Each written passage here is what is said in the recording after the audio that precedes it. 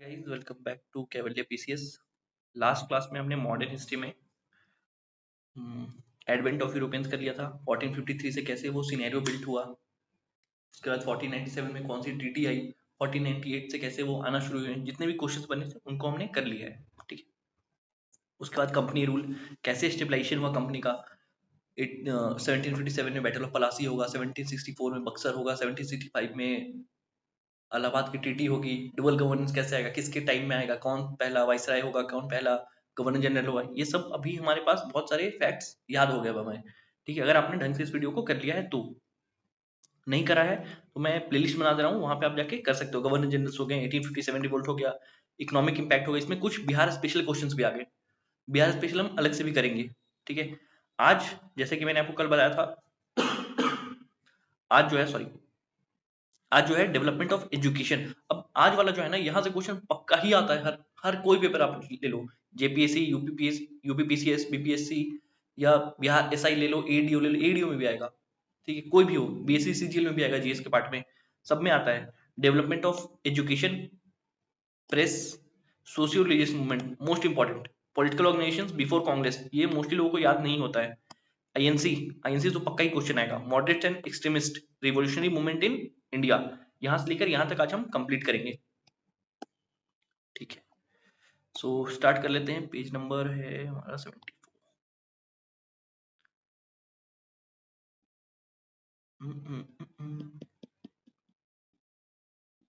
कहाँ चला गया? हाँ, 1857 कोई कंटिन्यूएशन है ये, अदर सिविल अपराइजिंग्स। ठीक है। पहला क्वेश्चन है, the indigo rebellion was about. Indigo rebellion किसके बारे में था? The peasant not wanting to grow indigo but being forced. ठीक है, नेगेटिव कॉन्टेशन में ब्रिटिश के लिए, और यहाँ पे forced. The peasant wanting to grow, क्यों इंडिगो उगाना चाहेंगे वो, बट फोर्स नॉट टू, ये तो नहीं था, ये तो बेसिक भी हमें पता है। The peasant not wanting to grow indigo but being force to grow at a price that was unacceptable. अब इन दोनों में ना ज्यादा इंक्लूसिव ये हो गया, तो आंसर बन जाएगा अपना C, the protest movement that carry out new colour flag. Not, एकदम कनेक्टेड ही नहीं है। सबसे ज्यादा इंक्लूसिव स्टेटमेंट पे हम चले गए। एक तो उगाना ही चाहते थे, उगाना ही पड़ रहा है, तो किस में उगाना पड़ रहा है? ऐसे प्राइस में जो एक्सेप्टेबल नहीं है। ब्रिटिशर्स ने जो है ना, कॉमर्शियलाइजेशन पॉलिसी में सेटअप ऐसे किया था इंडिया को। उनका कहना था सबसे पहला कि हम रॉ मटेरियल खरीदेंगे अपने प्राइस पे, इंडिगो खरीदेंगे अपने प्राइस पे। उन्होंने खरीद लिया इंडिगो एट लो प्राइस, खरीद लिया। उसके बाद क्या किया, बोला कि अब फिनिश्ड गुड्स जो है, फिनिश्ड गुड्स ब्रिटिश लाएंगे। यहाँ से फिनिश्ड गुड इंडिया का तो मार्केट खत्म हो गया, इंडस्ट्री मतलब इंडस्ट्री खत्म हो गई, क्योंकि रॉ मटेरियल बचा ही नहीं। अब वो जो ला रहे हैं ना फिनिश्ड गुड, वो आप खरीदो हमसे, मतलब यहाँ से हम आपको कम पैसा देंगे, और यहाँ से जो पैसा आएगा वो भी हम ब्रिटेन भेज देंगे, दोनों तरफ से लॉस करवाएंगे आपको हम। ऐसा था ब्रिटिश का पॉलिसी। ठीक है, इसका आंसर भी बन गया। ठीक है, the sorry the indigo revolt कब हुआ था? 1859-60 में। Took place in Bengal immediately after the revolt of 1857। Sanyasi rebellion कब हुआ? 1863 से 1763 से 1800 के बीच में। इसमें एक किताब लिखी गई है बंकिम चंद्र चट्टोपाध्याय जी की तरफ से, उस किताब का आप नाम बताना मेरे को। ठीक है। संथाल रिबेलियन कब हुआ? 1855-56 में। पबना होगा 1873-76 के बीच में। इतना ही क्वेश्चन आपसे पूछ सकता है। और कुछ पूछ सकता है क्या? नहीं, हाँ, एक चीज और है, इंडिगो रिबेलियन पे भी एक प्ले था, वो था दीनबंधु मित्र ने उसको डिजाइन करा था। उसका क्या नाम था? नील दर्पण। इंडिगो का मतलब ही तो है नील, तो Nil Darpan. Who wrote the famous play Nil Darpan which depict the operation of indigo farmers? किसने लिखा था? ऊपर ही हमने देखा दीनबंधु मित्रा जी ने, दीनबंधु मित्रा हो गया। आंसर हो गया D. Who among the following was the leader of Indigo revolt? Indigo revolt के लीडर कौन कौन से होंगे? दिगंबर बिस्वास एंड विष्णुचरण बिस्वास। आंसर हो जाएगा B. Who was the author of Neel Darpan, a book written on miserable condition of indigo farmers? Dinabandhu Mitra. सारा question बन गया। Who wrote the play Nil Darpan describing Dinabandhu Mitra? Same question है। Which rebellion in mention in Bankim Chandra Chatterjee novel Anant Math, अभी बताया था 1763 से 1800 के बीच में होगा अनंत मठ। देवी चौधरानी इसमें एक इंपॉर्टेंट रोल प्ले करेंगी, ठीक है, अनंत मठ। और जो सॉन्ग है ना वंदे मातरम, वो भी यहीं से लिया गया है, आनंद मठ से, इंडिया का जो नेशनल सॉन्ग है। Which rebellion is mentioned in Bankim Chandra Chattopadhyay Anand Math, कौन सा है, सन्यासी रिबिलियन है। अब बताओ इंडिगो रिबिलियन कब हुआ था, अभी जस्ट पढ़ा है, तुरंत रिकॉल करो, 1859 में हुआ था, किस रीजन में हुआ था, बंगाल में हुआ था। नील दर्पण किस पे लिखा गया, इंडिगो रिबिलियन पे लिखा गया, सब आपको याद रखना है। संथाल कब हुआ, 1855-56 में, कहा, किस एरिया में होगा, संथाल एरिया में होगा। लीडर्स कौन होंगे इसके, 4 लीडर्स कम से कम याद करो, सिद्धो, कान्हो, चांद, भैरव, और इनकी बहन एक फुल्लो जानो भी एसोसिएटेड थी। Which rebellion is mentioned in Bankim Chandra Chatterjee's Anand Math, again Sanyasi rebellion. Who founded the Ramoji Krishak Jattha in Maharashtra, मतलब रामोसी पीजेंट फोर्स किसने स्टैब्लिश करा था, ये स्टैब्लिश करा था वासुदेव बलवंत फाटके जी ने, ठीक है, आंसर हो जाएगा सी। और ये जो है ना वो था वायलेंट, ये वायलेंस एज अ मीन्स अपनाते थे। ही वॉज अरेस्टेड, जो वासुदेव बलवंत फाटके थे, ब्रिटिश रिस्पॉन्स भी तो आएगा ना, he was arrested and sentence to life and died in 1883 AD due to hunger strike against colonial ruling Kala Pani, ठीक है, याद रखना। 1893 में इनका निधन हुआ, ब्रिटिश ने अरेस्ट कर लिया था, sentence for life, life imprisonment, इनका हंगर स्ट्राइक से इनका डेथ कब कहाँ हुआ, काला पानी में।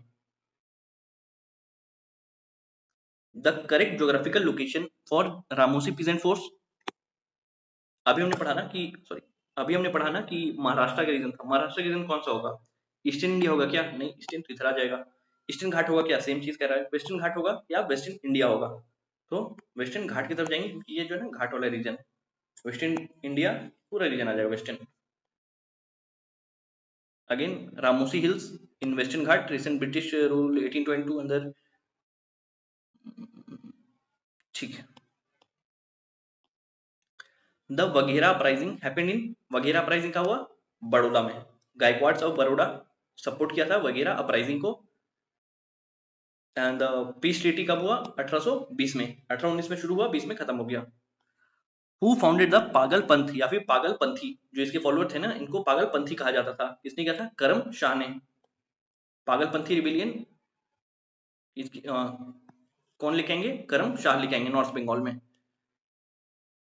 इनको कैप्चर कर लिया गया 1825 में। द फुल्का rebellion of 1816 in Punjab was led by, कौन लेड करेगा इनको, नन ऑफ द, इनमें से कोई नहीं करेंगे। यहां से आपको याद रखना है कि अगर पूछे ना फुल्का रिबिलियन का ईयर पूछे, वो याद रखना है, फुल्कल रिबिलियन का ज्योग्राफिकल लोकेशन पूछे, वो याद रखना है आपको।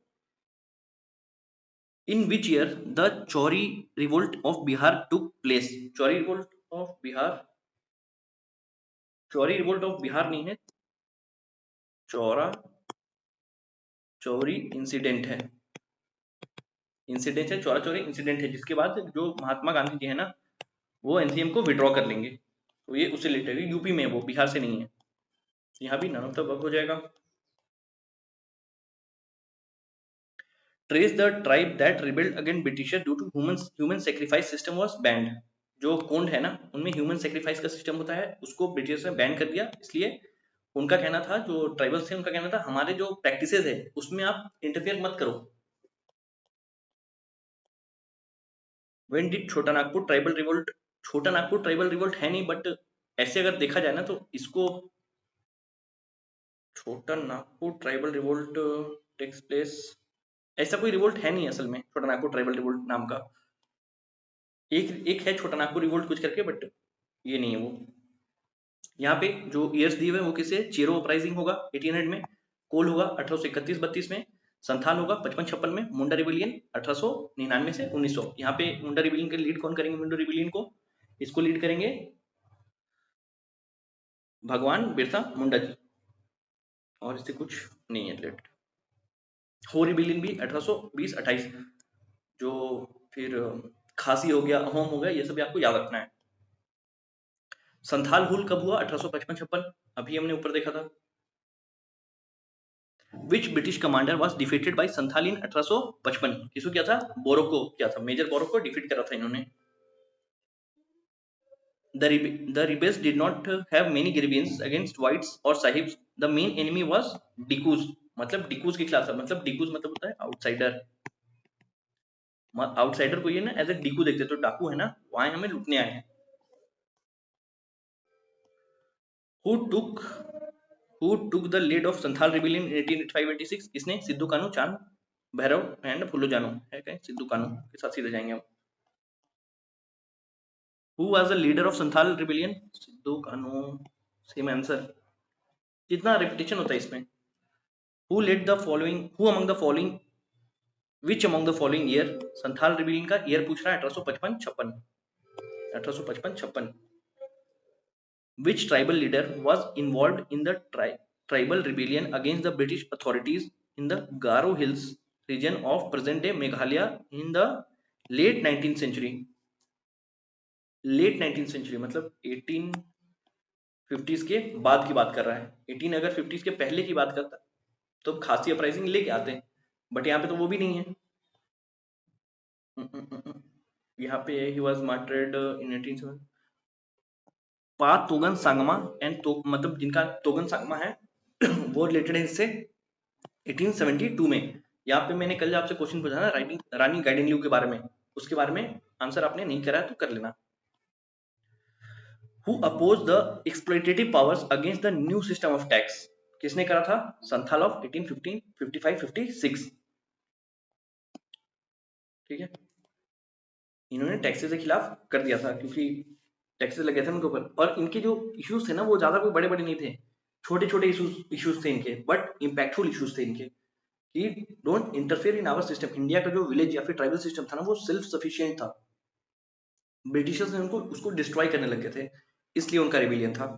मुंडा रिबेलियन 1899 से 1900 तक भगवान बिरसा मुंडा जी के अंदर में। भगवान बिरसा मुंडा लेट करा था साउथ ऑफ रांची, इस जगह को बोलते हैं खूटी। खूटी इनका ये था। अब भगवान बिरसा मुंडा का नाम क्या था? डेविड, डेविड नाम था इनका।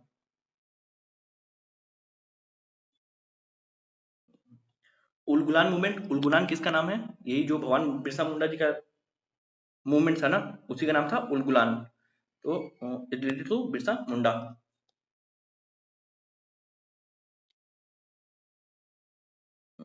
1899 टू 1900 में ये चला था, ये भी अपने को पता है। Who was the leader of Munda revolt? कौन थे? बिरसा मुंडा जी। तिलका मांझी किस रिवोल्ट से होंगे? तिलका मांझी मतलब तिलका मांझी जो थे ना इन्होंने मतलब इनका ये है कि इन्होंने तीर धनुष से एक ब्रिटिश ऑफिसर को मार दिया था, उसका नाम था क्लीवलैंड। क्लीवलैंड जेपीएससी में क्वेश्चन काफी बार पूछता है। Who was the leader of Munda rebellion? भगवान Birsa Munda. Birsa Munda was considered by his followers as the incarnation of किसका? धरती आबा। धरती आबा बिरसा मुंडा अभी भी जो हमारे प्राइम मिनिस्टर गए थे लास्ट ईयर, तो उन्होंने भी इसलिए किया था।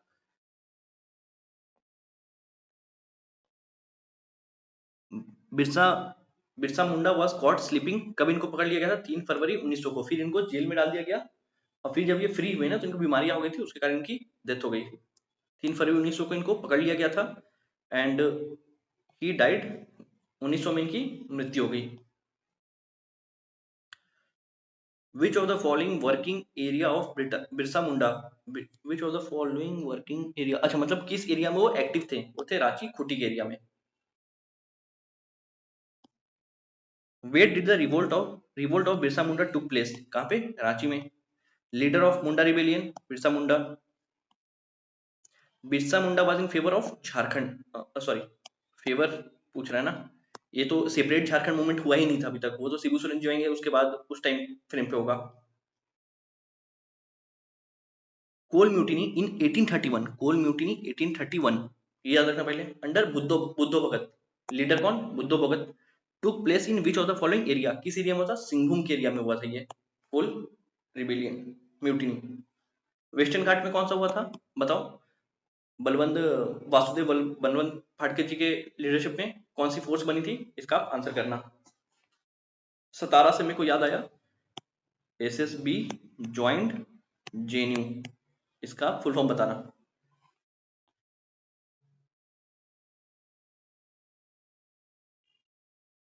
द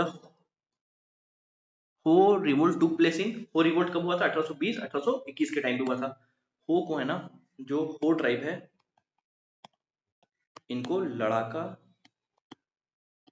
कोल के नाम से किसने ये कहा था, किसने ये नाम दिया इनको लड़ाका कोल? क्योंकि ये बहुत अच्छे फाइटर्स थे ये। बताना कौन सा वो ब्रिटिशर था।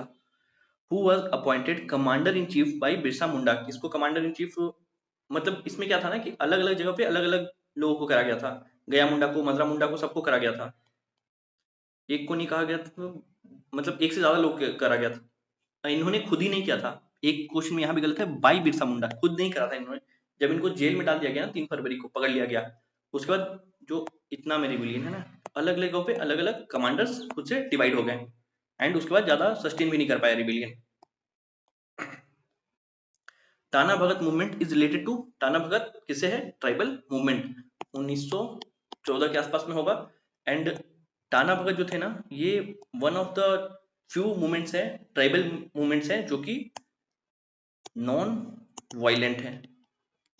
थोड़ा बहुत वायलेंस होगा बट मोस्टली नॉन वायलेंस है, क्योंकि ये फॉलोअर्स किसके थे? गांधी के, महात्मा गांधी जी के फॉलोअर्स थे।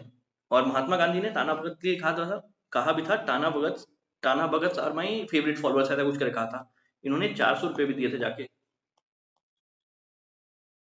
1914 Jharkhand area. And movement lead lead कौन किया था? किसने? जतरा भगत एंड तुरिया भगत जी ने।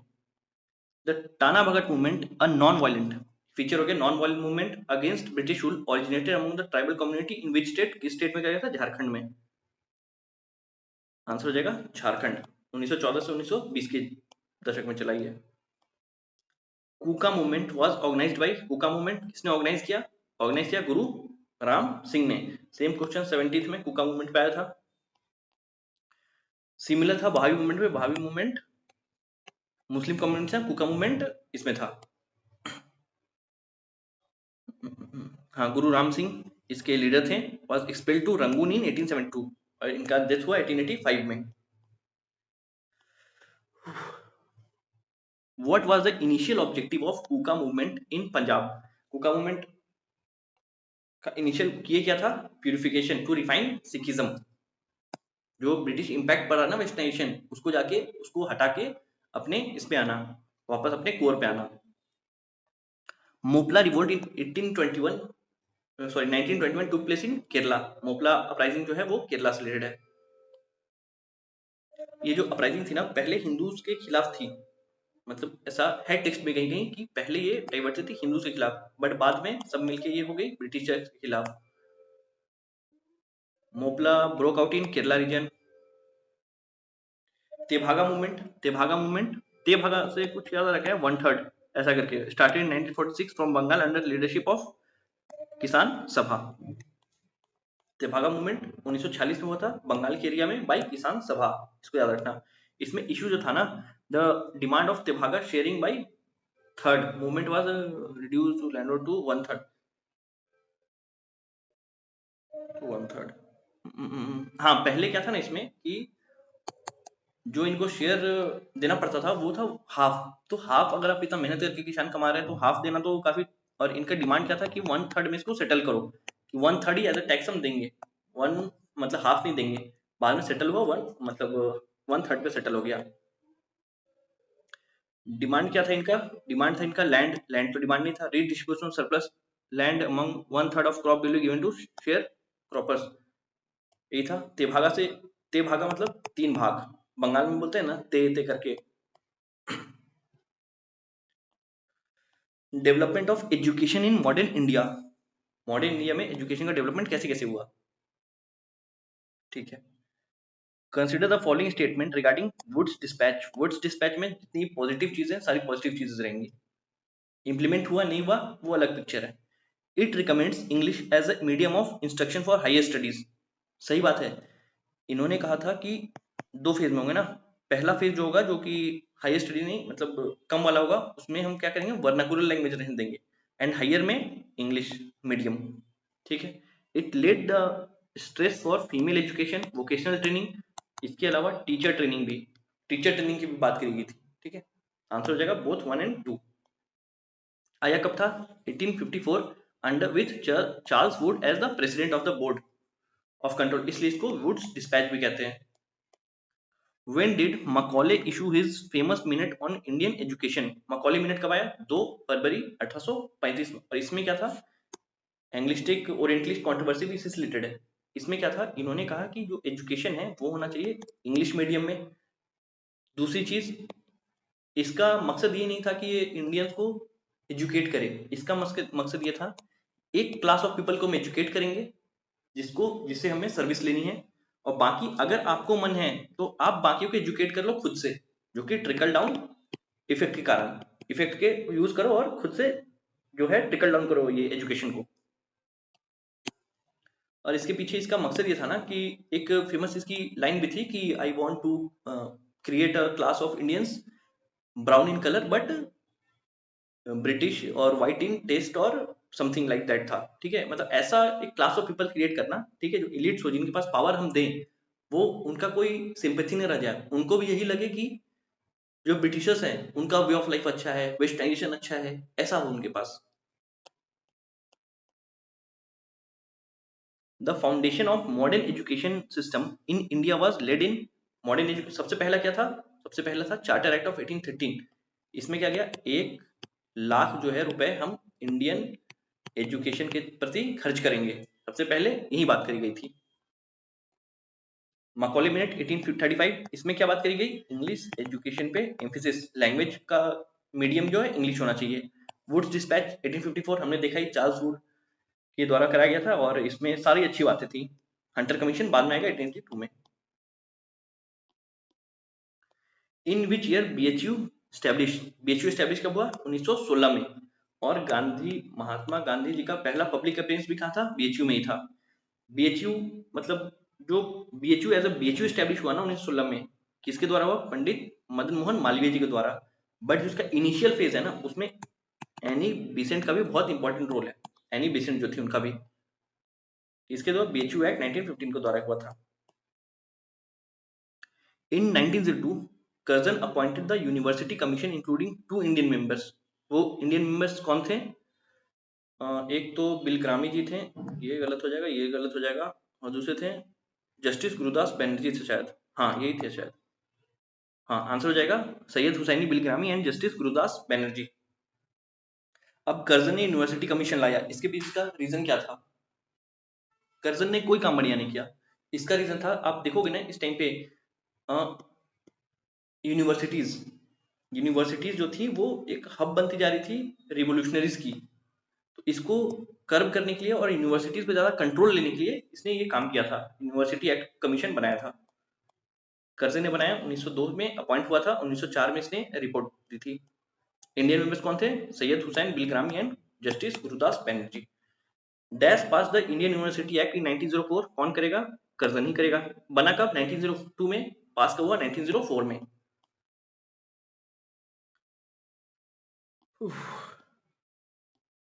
इन which year was Indian university act pass हुआ? 1904 में, अभी हमने पढ़ा था। In 1870 who founded the Hindu college in Calcutta, Hindu college किसने? डेविड हेरन ने। In 1817 Hindu college was established in Calcutta by Radhakant Dev with help of David Hare and Diwan Vidyanath Mukherjee. Raja Rammohan Roy भी इससे रिलेटेड थे। जब राजा राममोहन जी रॉय जी ने 1828 में अपना स्टार्ट करेंगे ना ब्रह्मो समाज, ठीक है, इसी के अगेंस्ट में जो राधाकांत देव जी हैं, ये धर्म सभा भी स्टैब्लिश करेंगे 1 साल बाद 1829 में, 29 या 30 में। इसको भी याद रखना, इस पे भी क्वेश्चन बन चुका है। पूछा था कि धर्म सभा किससे रिलेटेड है, तो राधाकांत देव आंसर होता। Establishment of Fort William college in Calcutta, Fort William college in Calcutta कब was establish? 1803 for historical research in Indian languages, नहीं, established in 1802 to understand Indian language, 1800 solely to train Indian civil servant, train civil, अब देखो, Indian civil servant को Indian language में क्यों train करना, वो Indian है, तुमको आता ही होगा ना। यहाँ पे था train civil servant in Indian language, जो आते थे ना बाहर से, उनको ट्रेन करना था। फोर्ट विलियम कॉलेज कब स्टैब्लिश हुआ? 1800 में बाई वेलेस्ली। अभी इसका नाम बदल के क्या नाम रखा गया है, आप मेरे को कमेंट करके बताओगे।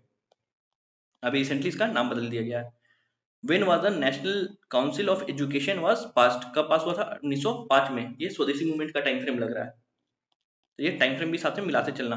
Citizen of Rangpur held conference on 16 नवंबर 1905। 1905 में रंगपुर नेशनल स्कूल स्टार्ट हुआ, एंड उसी के बाद 15 अगस्त 1906 को एनसी फॉर्मलाइज हो गया। When did the British government appointed Sadler commission? Sadler कब आएगा? 1917 में आएगा। सैडलर कमीशन पूछेगा आपसे मैच में कि किससे रिलेटेड है? रिलेटेड है, एजुकेशन से रिलेटेड है। सैडलर कमीशन का एक दूसरा नाम भी है Calcutta university commission. Was related to education. 1917 में आया था। Government of India appointed to study and report the problems of Calcutta university. इसको याद रखना।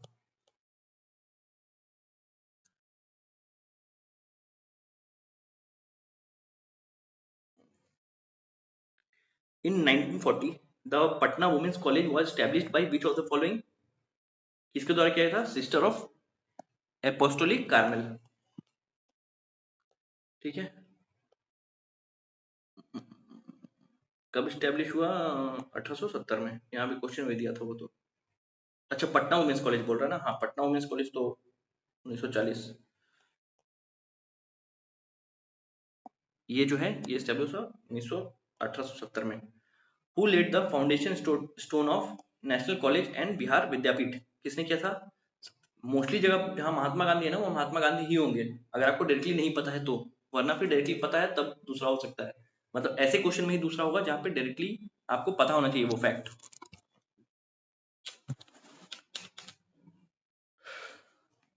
कब हुआ था? 1921 में। मतलब ये टाइम फ्रेम किसका लग रहा है अपने को?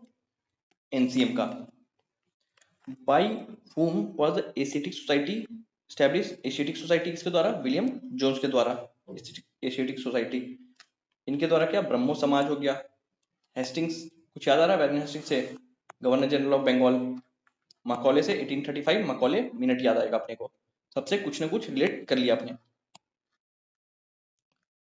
ठीक, एक और चीज है, एशियाटिक सोसाइटी ऑफ कलकत्ता कब फाउंड हुआ? 1784 में। थोड़ा मैं 1718 हो जाता है इधर उधर तो आप समझ लेना उसको, थोड़ा सा ना देख लेना। अगर कहीं लिखा हुआ है, अगर मैं बोल दूं ना तो जल्दी जल्दी में ये निकल जाता है मुझसे, क्योंकि हमारे जुबान पे हमेशा 1900 ही होता है, क्योंकि मोस्टली मॉडर्न हिस्ट्री का फैक्ट 1900 में ही है। 1784 में institute society of Kolkata. Development of press in modern India. अभी जो हम ये पूरा चीज पढ़ रहे हैं, development of university, development of press, development of education, ये हम क्यों पढ़ रहे हैं? हम कहाँ लेके जा रहे हैं अपनी गाड़ी को? हम जा रहे हैं अपनी गाड़ी को लेके डेवलपमेंट ऑफ नेशनलिज्म। पहले जो 1857 के पहले जो रिवोल्ट्स थे ना, वो क्यों थे? वो निगेटिव कैरेक्टर में थे, और वो थे इसलिए कि जो पुराना सिस्टम है उसी को स्टैब्लिश करा जाए। बट उसके बाद क्या हुआ ना कि हमने एज अ नेशन देखना शुरू कर दिया। मराठा एम्पायर नहीं, दिल्ली सल्तनत नहीं, एज ए एम्पायर, कि इंडिया एज ए एम्पायर हमें फ्री करना है। एक दुश्मन है हमारा ब्रिटिश, जो कि ब्रिटिश इंडिया को एज ए इंडिया देख रहा है, ब्रिटिश अलग अलग नहीं देख रहा है। तो हमारे को भी अलग, मतलब एज अ नेशन देखना पड़ेगा। Who among the following repealed the Vernacular Press Act of 1878? लाएगा कौन? लिटन लाएगा। तो इसको हटाने का काम किसका है? लिटन के बाद जो रिपन आएगा। लिटन का टाइमलाइन क्या था? 1876 से 1800 के 1876 से 1880 के टाइम पे वर्नाकुलर प्रेस एक्ट यही लाएगा। फिर रिपन आके इसको रिपील करेंगे। To what was Wood's dispatch of 1854 related? अभी हमने पढ़ा किससे रिलेटेड है? एजुकेशन से रिलेटेड है। एजुकेशन से, यूनिवर्सिटी से, सोशल रिफॉर्म, सबसे रिलेटेड है। कि वुड्स डिस्पैच तो अच्छा चीज था ना, उसमें बात कर रहा है वुमेन एजुकेशन का, तो सोशल रिफॉर्म आ गया उसमें। उसमें बात कर रहा है, ये तो उतना नहीं था उसमें। हाँ, यूनिवर्सिटीज भी हो जाती है, क्योंकि हायर एजुकेशन की बात हुई है उसमें, तो तीनों हो सकता है, more than one of the above. The Wood's dispatch 1854 is called the Magna Carta of Indian education, ये वाला भी याद रखना। इसको क्या कहते थे? Magna Carta of Indian education. 3 university जो है 1857 में एस्टेब्लिश हुई थी। वो 3 यूनिवर्सिटी कौन है? Bombay, Calcutta and Madras university. 57-58 में एस्टेब्लिश हुई थी ये। The Vernacular Press Act imposed severe restriction on freedom of Indian languages newspaper in which year? Vernacular Press Act कब आया? 1878 में by Lytton। कितना हवा चल रहा है।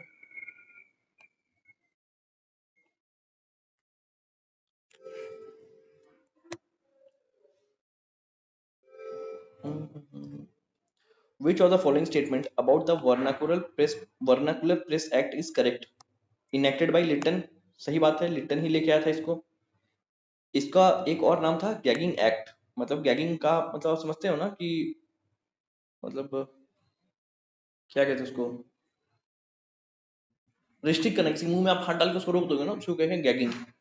कुत्तों के साथ काफी होता है ये, खेलते हैं तो हम कर लेते हैं ना उसको, उसका बंद कर लेते हैं या उसके मुंह में हाथ डाल के उसको रोक देते हैं। Act was repealed by Ripon. तीनों सही है। हु फाउंडेड द अमृत बाजार पत्रिका? ए बी पी न्यूज है ना। इसको फाउंड किसने किया था? शिशिर कुमार घोष। ठीक है। और इन्होंने क्या किया था ना कि जब वर्नाकुलर प्रेस एक्ट आया, इन्होंने रातों रात अपना लैंग्वेज ही चेंज कर दिया, इंग्लिश लैंग्वेज कर दिया अपने न्यूज़पेपर को। Amrit Bazar Patrika in 1868 in Calcutta. It was primarily published in Bengali language. पहले जो था वर्नाकुलर लैंग्वेज में था, बट 1878 में क्या हुआ, वर्नाकुलर प्रेस एक्ट आएगा और इससे बचने के लिए ये क्या हो जाएंगे, कन्वर्ट कर लेंगे अपने इसको इंग्लिश में, तो वर्नाकुलर प्रेस एक्ट लगेगा नहीं इन पे।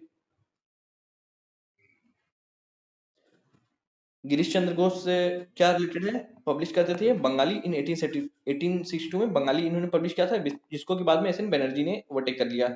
हिंदू पैट्रियट किससे रिलेटेड है? गिरीश चंद्र घोष से रिलेटेड है। हिंदू पैट्रियट पे क्वेश्चन भी पूछता है। Which of the following papers was essentially the mouthpiece of politics of liberals? कौन था ये था लीडर, लिबरल्स का leader. Free press journal was news young, हाँ यंग इंडिया याद रखना। यंग इंडिया महात्मा गांधी से, कई लोग कंफ्यूज होता है ना यंग इंडिया से और न्यू इंडिया से। यंग इंडिया किसका? महात्मा गांधी जी का। न्यू इंडिया किसका? न्यू इंडियन कॉमनवेल्थ किसका? एनी बेसेंट का।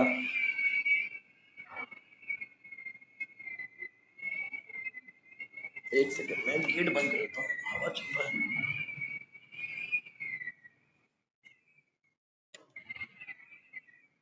बंद है।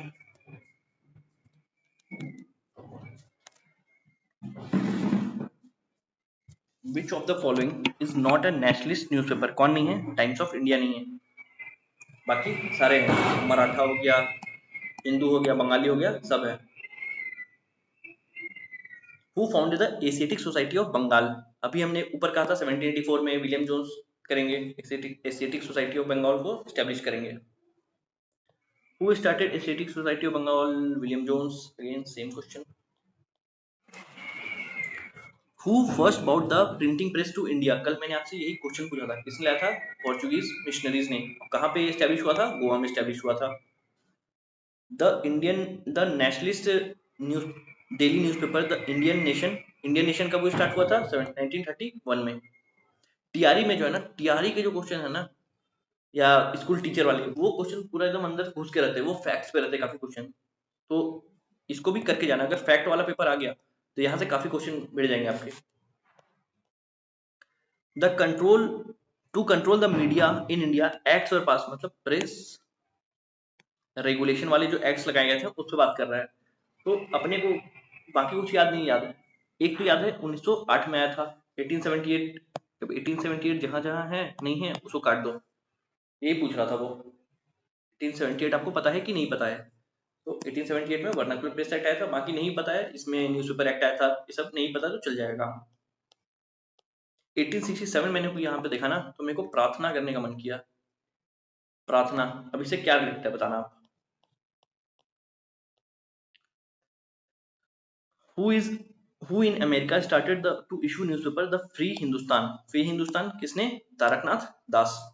फ्री हिंदुस्तान तारकनाथ दास, ये यूपीएससी में भी आ चुका PYQ. Which journal was not associated with revolutionary activities? NCERT में लिखा हुआ है, संध्या है, गदर है, युगांतर है। रिवोल्यूशनरी एक्टिविटीज कौन नहीं करते थे? महात्मा गांधी। वो नॉन वायलेंस, सत्याग्रह, ये सब था ना उनका। आंसर हो जाएगा डी। डायरेक्टली और indirectly Mahatma Gandhi related answer सही हुआ कि नहीं? Which of the following newspaper used to be published from Patna? Patna से कौन होता था? Indian nation. King of Darbhanga Kameshwar Singh founded the Indian nation publish from Patna in 1931। ये बिहार स्पेशल में जो लेक्चर डेली हुई है उसमें भी आप देख सकते हो, इसको पढ़ सकते हो। बिहार स्पेशल की जो लेक्चर है ना, वो मतलब बहुत ही इंक्लूसिव टाइप से बना हुआ है। उसको अगर आप देख जाते हो तो आपको मोस्ट ऑफ द क्वेश्चन आपके सही हो जाएंगे। जो लेक्चर है प्लस पीवाईक्यू, अगर आपने इतना कर लिया ना तो मोर देन इनफ है आपके लिए। हु स्टार्टेड द जर्नल बहिष्कृत भारत? बहिष्कृत भारत, ये 70th का भी क्वेश्चन है, इसी के आसपास का कोई 70th या 71st का, मेरे को याद नहीं है बट किसी में तो है। बहिष्कृत भारत कौन करेंगे? जिनको मतलब ये थोड़ा सा लग रहा है ना कि भारत जो अपने सोसाइटी में थोड़ा बहिष्कृत फील किया हो जिन्होंने कभी, तो बाबा साहब अम्बेडकर ने काफी फील किया था अपने स्कूल टाइम में भी, अपने मतलब पूरा बचपन में भी, तो उन्होंने ही किया था बहिष्कृत भारत। ज्योतिबा फुले ने क्या किया था? नाइट स्कूल खोला था ऊना में फीमेल के लिए, ठीक है। सैनिटेशन पे उन्होंने काफी काम किया था, वॉशरूम बनवाए थे। एंड इन्होंने अपनी वाइफ के साथ मिलके, ज्योतिबा फुले और इनकी वाइफ थी, उनके साथ काफी काम करा था। एंड एक इन्होंने जर्नल लिखा था कुछ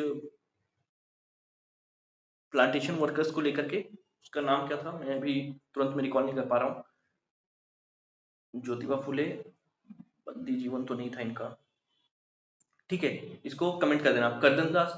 करसनदास मुजलिस, किसी को पता है इनके बारे में? इन्होंने ना काफी, ये भी सोशल रिफॉर्मर थे। एंड बीजेटी तो पता ही होगा। जो जर्नल था ना बहिष्कृत भारत, उसी को रख के एक ऑर्गेनाइजेशन फॉर्म हुई थी, बहिष्कृत हितकर्मी सभा। वो भी किसके द्वारा? भीमराव अंबेडकर जी के द्वारा। कब? 1924 में। The magazine, which magazine was edited by Abdul Kalam Azad? Answer होगा अल हिलाल। कब? 1912 में। और बैन कर दिया गया 1914 में, साथ ही साथ बैन भी कर दिया गया। From the options given below find the correct combination of names and editor the Hindu.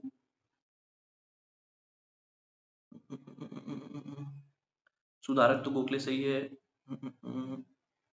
Hindu का होना चाहिए द हिंदू, पहला ही गलत हो गया, जी सुब्रमण्यम अय्यर पहले होने चाहिए। देखो ये भी गलत हो गया, पहला होना चाहिए जी सुब्रमण्यम अय्यर, लास्ट होना चाहिए गोखले, लास्ट होना चाहिए गोखले। पहला और आखिरी पता तो बन जाता, ज्यादा नहीं, अगर आप 10-12 भी याद रखो ना बन जाता है। हिंदू जीएस अय्यर, केसरी बाल तिलक, केसरियन मराठा, महाराठा या मराठा जो भी बोलते हैं आप, बंगाली सुरेंद्र बैनर्जी, हिंदुस्तानी गंगा प्रसाद वर्मा, एंड सुधारक गोपाल कृष्ण गोखले। नेक्स्ट है सोशियो रिलीजियस मूवमेंट। पहला क्वेश्चन है हु वेयर फरजाइज? फरजाइज किसको बोलते थे? और 70th प्री में भी ये क्वेश्चन पूछा था, 64th में भी पूछा था ये क्वेश्चन। देखो कितना रिपीटेशन है। तो फरजाई मूवमेंट का स्टार्ट किसने किया था, मतलब सबसे पहला बार स्टार्ट किसने किया था? हाजी शरयतुल्लाह ने। तो इन्हीं के फॉलोअर्स को बोलेंगे हम फरजाई, ठीक है। जो मूवमेंट के जो लोग फॉलोअर्स थे ना, उनको हम फरजाई सेट के अंदर मानते थे। तो हो गया, इस मूवमेंट को इनकी डेथ के बाद आगे कौन बढ़ाएगा? आगे बढ़ाएंगे इनके बेटे दादू मियाँ, ठीक है। The sect was founded by Haji Shariatullah in Faridpur Bengal. Advocate क्या करते थे? Radical changes in religious political and social phenomena. इसका मतलब ये एक रिफॉर्मिस्ट मूवमेंट था, रिफॉर्मिस्ट मूवमेंट था, ठीक है। Who began the Faraizi movement? Again same question, Haji Shariatullah. which category of population was primarily attached by religious reform movement in the 19th century? मतलब 1801 से लेकर के 19th century तक कौन सा वो, मतलब कौन कौन थे वो जो कि अटैच थे सोशल मतलब रिलीजियस मूवमेंट से? अब देखो, सबसे पहला अगर नेसेसिटी देखे तो आप जब अपना घर सिक्योर कर पाओगे तब तो आप बाहर जाके बातें करोगे ना कि ये सुधार होने चाहिए। रोटी कपड़ा मकान जब तक आपके पास नहीं है, बाहर जाके आप दिन दुनिया नहीं सुधार सकते हो। तो जो पुअर लोग है ना, पुअर ऑर्डिनरी क्लास, ये इसमें पार्टिसिपेट नहीं कर सकते क्योंकि इनके पास लड़ने के लिए बेसिक ही बहुत कुछ था। लड़ने के लिए इनके पास भूख था, लड़ने के लिए इनके पास एक स्टैंडर्ड ऑफ लाइफ था जिसके लिए लड़ रहे थे। तो उसके अलावा ये किससे लड़ेंगे? इंटेलेक्चुअल हैं, क्योंकि ये सिक्योर्ड है उनसे, तो ये आगे की चीजें देख सकते हैं कि एसी कम ठंडा क्यों कर रहा है, या फिर पंखा और एसी में से ज्यादा अच्छा कौन है। ये सब ये सोच सकते हैं, बट ये नहीं सोच सकते जो पुअर क्लास है। ठीक है, अर्बन अपर क्लास भी, जो भी मतलब पेट से सिक्योर है, वही आगे जाके दूसरी चीजों पे ध्यान देगा। आंसर बन जाएगा उसका 1, 2 एंड 4। हाँ, आंसर बन गया 1, 2 and 4। Who was the father of Indian renaissance? Father of Indian renaissance किसको कहते हैं? आरआर को, राजा राममोहन रॉय जी को।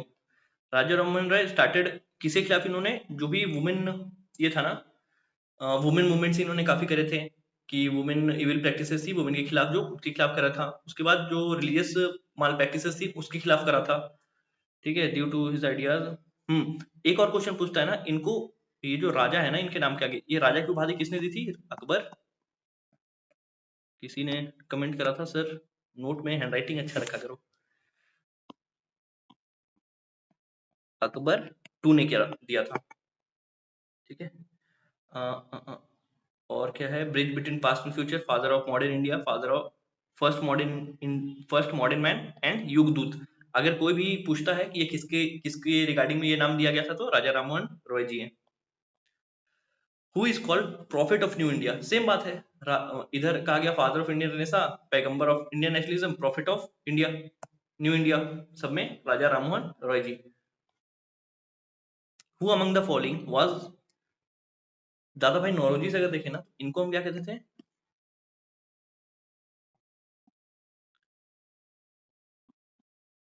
Grand old man of India, grand old man of India. Who among the following was founder of आत्मीय सभा? 1914 के आसपास में बना था, 1415 के आसपास में आत्मीय सभा किसने बनाया था? राजा राममोहन रॉय जी ने। 1815 में बना था। हाँ, वापस से वही 1900 निकल जाता है मुझसे, क्योंकि मॉडर्न हिस्ट्री हम पढ़ते हैं ना तो 1900 जुबान पे रहता है, 1700 और 1800 बोलने में थोड़ा सा जल्दी जल्दी मेरे से निकल जाता है। ठीक है, मैं करेक्ट करता हूँ। 1815 में राजा राममोहन रॉय जी ने फाउंड किया आत्मीय सभा। क्यों किया? To propagate monotheistic Hindu religion.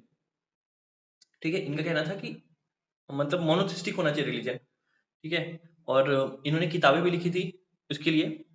He try to initiate social and religious reform movement in the society. इन्होंने 1828 में क्या फाउंड किया था? ब्रह्मो सभा, जिसको कि आगे जाके ब्रह्मो समाज बन जाएगा, जो कि लेटर नोन एज ब्रह्मो समाज। देवेंद्रनाथ टैगोर फाउंडेड तत्वबोधिनी सभा इन 1839। देवेंद्रनाथ टैगोर जो थे उन्होंने क्या फाउंड किया था? तत्वबोधिनी सभा। कब? 1839 में। और आत्मीय सभा 1815 में, याद रखना। ब्रह्मो समाज was founded in which year? 1828 में हुआ था। सारे ऑप्शन गलत है, 1828 हो जाएगा answer. The uni movement, the Uni movement began in opposition of Karzai movement at Dhaka in 1893 was started by, किसके द्वारा स्टार्ट करा गया था? किरमत अली ऑफ जौनपुर।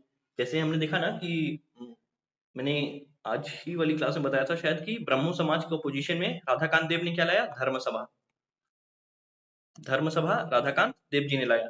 तो यहाँ पे भी फरजाई के मूवमेंट के अगेंस्ट में क्या इन्होंने लाया? किरामत अली ऑफ जौनपुर।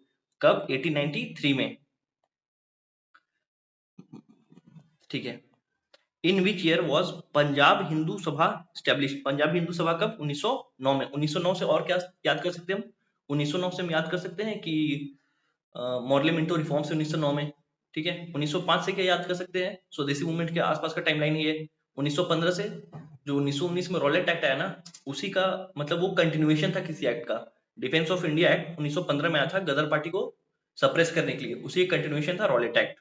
ठीक है, in year 1909 Lalchand U N Mukherjee established the Punjab Hindu Sabha, that is known as Punjab Hindu assembly. ठीक है, who founded the Ravidas Sabha in Bihar in the year 1928? इसने इन्होंने कहा था? जगजीवन राम जी ने। 1928 की बात होगी, संत रविदास काफी पुराने थे, तो किसी ने इनके नाम पे एक नया मतलब मूवमेंट स्टार्ट करा होगा। रविदास सभा 1928 में जगजीवन राम जी। इन 1928 जगजीवन राम जी फाउंडेड रविदास सभा इन बिहार। ठीक है, All India Depressed Class League, an organization dedicated to achieving equality of for untouchables in 1935। अगर पूछे all India depressed class league कब शुरू हुआ, तो 1935 में। Who was the founder of प्रार्थना समाज? प्रार्थना समाज में मैंने क्वेश्चन पूछा था, क्वेश्चन के जवाब तो कोई नहीं देता, कोई वैल्यू एडिशन नहीं है लास्ट वीडियो में भी। तो थोड़ा सा जो है ना नॉलेज को बस स्टैग्नेंट रखोगे तो वो रस्ट हो जाएगा उस पे, थोड़ा सा उसको हमेशा घिसते रहा करो दिमाग को। तो प्रार्थना समाज कौन करेगा? आत्माराम पांडुरंग 1867 में। 1867 में। एनी बेसेंट से क्या याद आ रहा है? कॉमन व्हील और न्यू इंडिया। न्यू इंडिया को मैंने देखा तो महात्मा गांधी याद आया मेरे को, महात्मा गांधी से मेरे को याद आया यंग इंडिया। ठीक है, ठीक है। 1867 यहाँ भी दिया हुआ है बॉम्बे में। During the Indian independence movement who founded Prarthana Samaj? Same question, Atmaram Pandurang. The best representative of new Hinduism in the second half of 19th century. New Hinduism किसका था? स्वामी विवेकानंद। स्वामी विवेकानंद 1893 में कहा जाएंगे बताओ? World of religious world conference या ऐसा ही कुछ था, उसमें जाएंगे, फिर 1897 में वापस आएंगे वहां से। एक सेकंड में गेट बंद कर देता हूँ।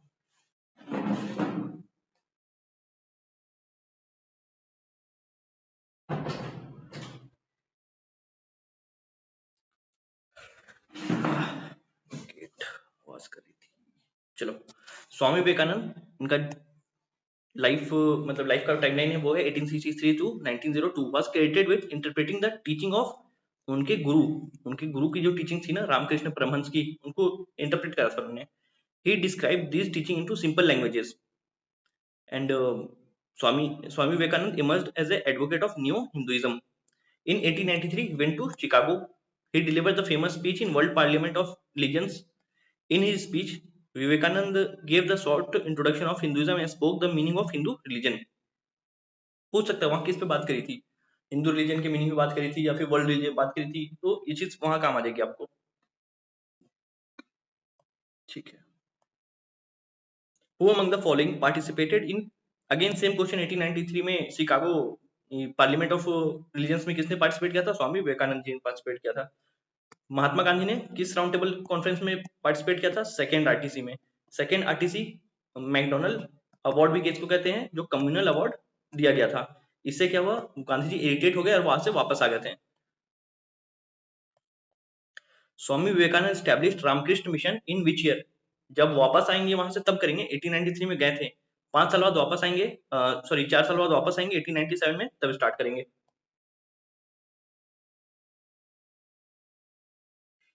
दयानंद सरस्वती फाउंडेड, दयानंद सरस्वती जी ने क्या फाउंड किया था 1875 में? आर्य समाज। इस आर्य समाज से अगर हम देखें तो आर्य समाज से हमारे को याद आता है कि जो शुद्धि मूवमेंट था वो इससे रिलेटेड था। Started in 1875 in Mumbai, aimed to promote noble ideas which were universally true for all mankind.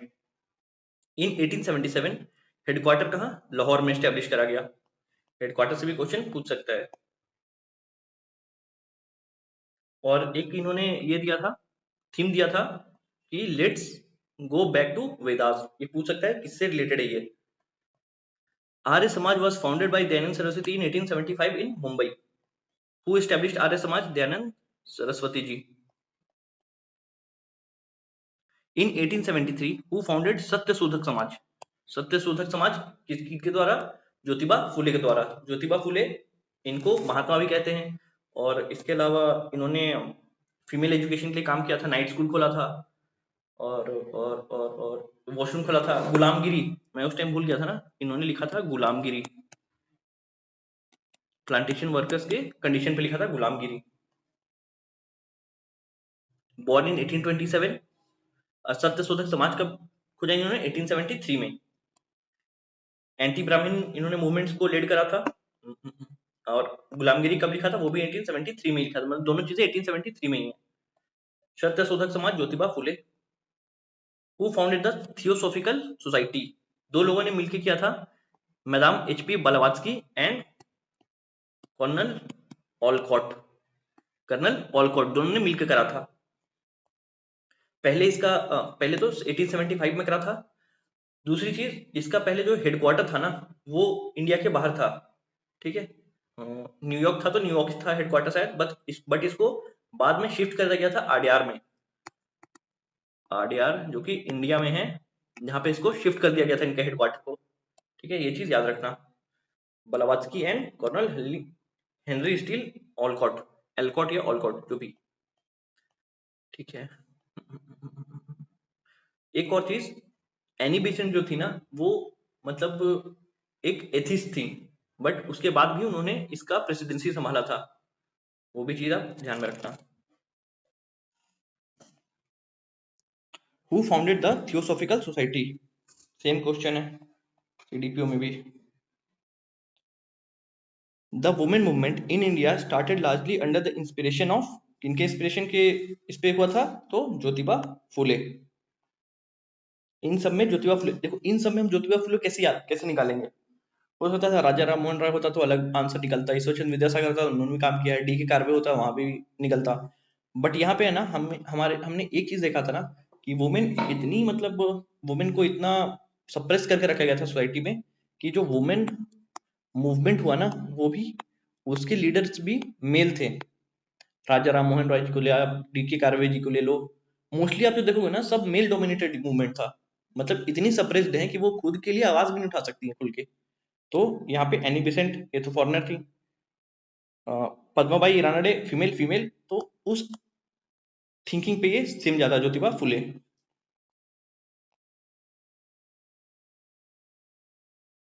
Identify the correct combination from the options given below from for Prarthana Samaj, young India, लोक हितवादी, सत्यशोधक समाज, रहनुमाई, मजदन सभा। अब बताना है अपने को कि इसमें अच्छा मैच करना है एक तरह से। देखते हैं प्रार्थना समाज से क्या याद आ रहा है। अभी मैंने आपको ऊपर बताया था प्रार्थना कौन करेंगे, जिनके पास आत्मा होगी वही तो प्रार्थना करेंगे ना, तो आत्माराम पांडुरंग। ये हो गया गलत, ये हो गया गलत इसके साथ ही। यहाँ ये दोनों अभी तक सही चल रहा है। दूसरा क्या है, यंग इंडिया। अभी मैंने बताया new India Annie Besant, young India Mahatma Gandhi. यहाँ पे है महात्मा गांधी, यहाँ पे है ज्योतिबा फुले, ये भी हो गया गलत। आंसर तो अपना निकल गया। लोकहितवादी किनको हम कहते हैं, गोपाल हरि देशमुख, इनको फादर ऑफ मराठी जर्नलिज्म भी कहते हैं। सत्यशोधक समाज ज्योतिबा फुले हो गए, एंड रहनुमाई मजदेसन सभा दादा फूलदौनजी हो गए, या फिर दादा भाई नौरोजी भी इनके साथ एसोसिएट करते हैं। आंसर हो गया B. Who demanded the right to enter temples that cause terrible rights in Tirunelveli in 1899, किन्होंने किया था, वो किया था नाडर्स ने। Nadars demanded the right to enter temples in 1899, उसे कारण क्या हुआ, बहुत ही राइट हो गया वहां पे। हु वाज शारदा मणि, शारदा मणि कौन थी, वाइफ ऑफ रामकृष्ण परमहंस। रामकृष्ण परमहंस की वाइफ थी शारदा मणि, या फिर शारदा, इनको जो विवेकानंद सरस्वती हैं वो शारदा माँ करके बुलाते थे। सत्यार्थ प्रकाश, सत्यार्थ प्रकाश किनके द्वारा लिखा गया है, दयानंद सरस्वती जी के द्वारा लिखा गया है। सत्यार्थ प्रकाश का मतलब लाइट ऑफ ट्रुथ, एक मोटी सी किताब है वो है।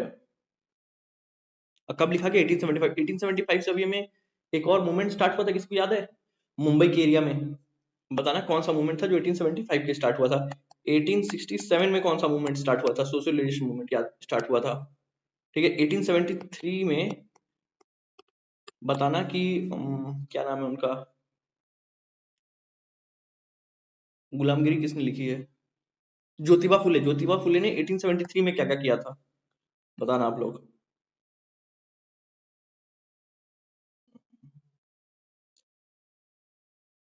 स्वामी Vivekananda, Swami Dayanand Saraswati has unfurled the flag in 1897 known as Pakhand Khandini पताका। फ्लैग को पतक बोलते हैं ना, पताका। तो 1867 अगर क्वेश्चन बने कि कब क्या था, 1867 में क्या था, उसका नाम क्या था, पाखंड खंडिनी पताका। मतलब इसका नाम से ही लग रहा है ना कि जो पाखंड है उसको खंडन करने के लिए। पूना सार्वजनिक सभा वाज फाउंडेड बाय, पूना सार्वजनिक सभा किनके द्वारा, एमजी रानाडे के द्वारा, 1870 में एमजी रानाडे। पूना सार्वजनिक सभा MG Ranade 1870। Who founded the servant of India society in 1905, किन्होंने करा था, इसको करा था गोपाल कृष्ण गोखले जी ने, जो कि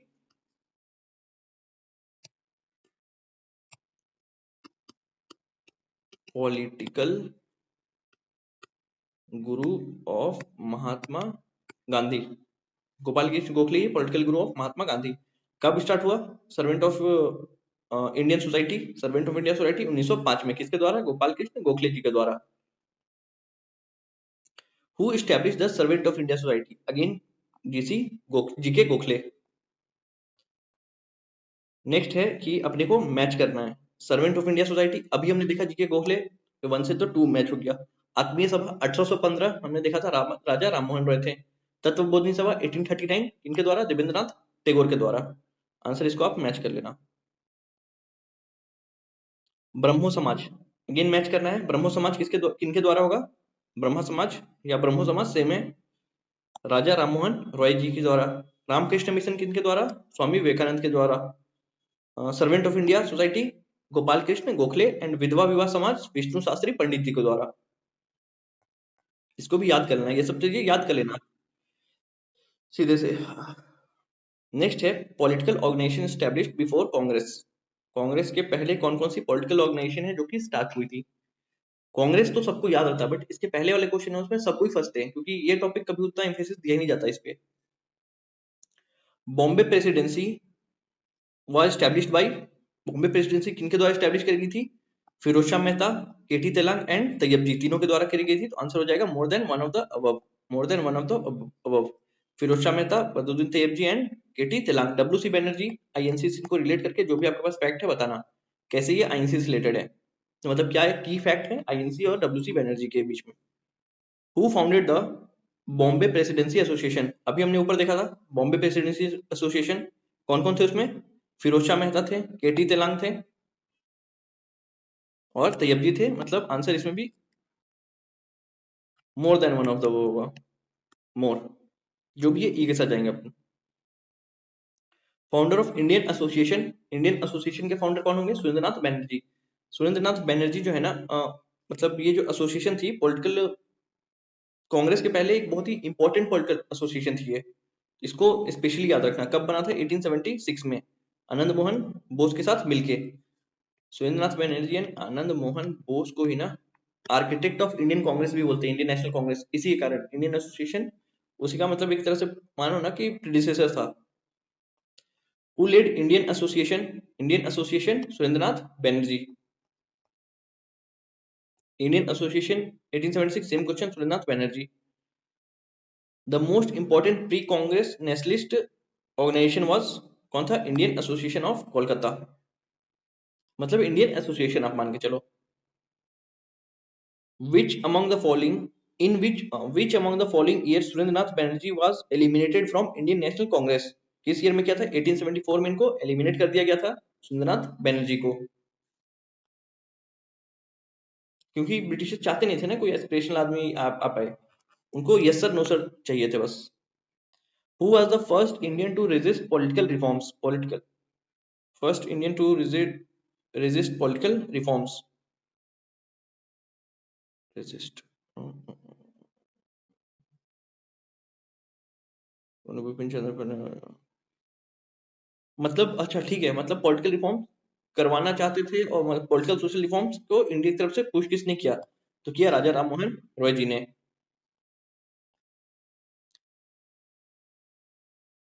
आई थिंक इसका आंसर जो है ना, most probably I also think कि इसका आंसर सुरेंद्रनाथ बैनर्जी होना चाहिए, क्योंकि अगर यहाँ पे सोशल रिफॉर्म्स रहता ना तो ज्यादा ये आंसर सुटेबल था। राजा राममोहन रॉय भाई पॉलिटिकल जो था ना उसके लिए सुरेंद्रनाथ बैनर्जी ने काफी काम किया था, इसको आप एक बार चेक कर लेना। द मद्रास महाजन सभा was established in the year, Madras महाजन सभा किस ईयर में, 1884 में मद्रास और इससे तीन जो हैं वो एसोसिएटेड कौन है, मोस्टली जो इंपॉर्टेंट है, Mudaliar, आनंदचार्लू and राघवचारी।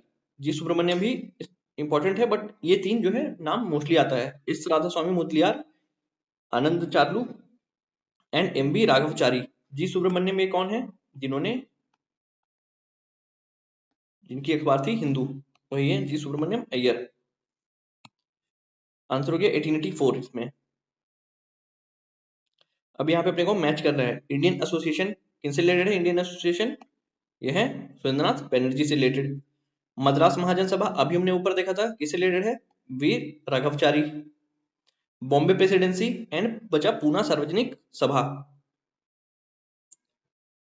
Bombay presidency association दादा भाई नौरोजी हो गया, पूना जस्टिस रानडे हो गया।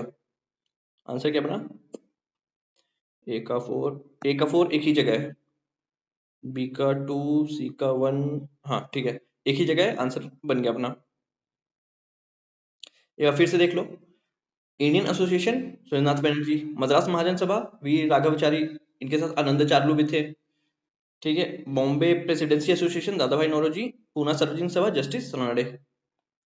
Who was the author of famous Allahabad प्रशस्ति प्रशस्ति, कौन थे? Hari Sen.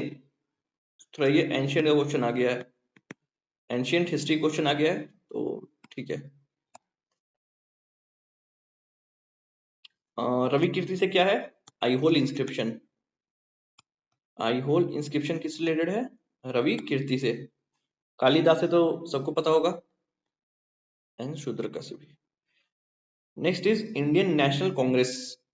How many representative took part in the first session of INC? हम पढ़ते हैं तो अपने पढ़ा है ना कि 72 डेलीगेट्स के साथ गए थे गोकुलदास तेजपाल संस्कृत कॉलेज में 1885 में, तो 72।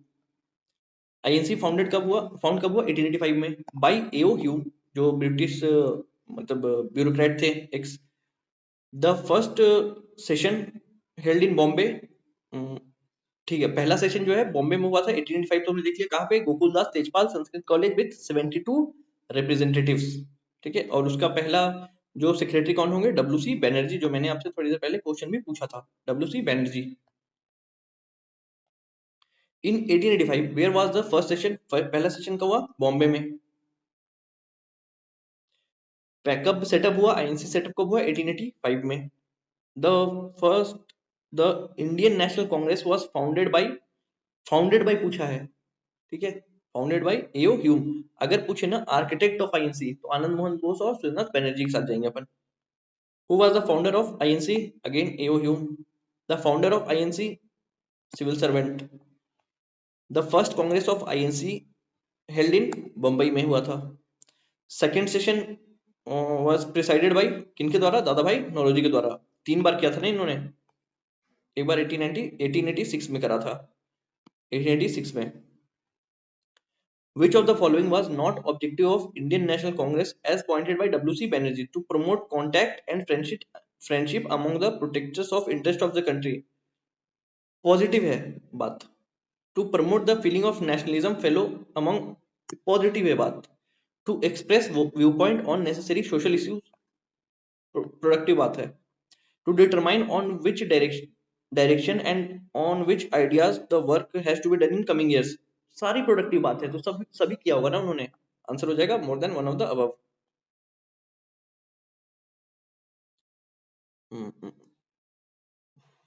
Who was the first women president?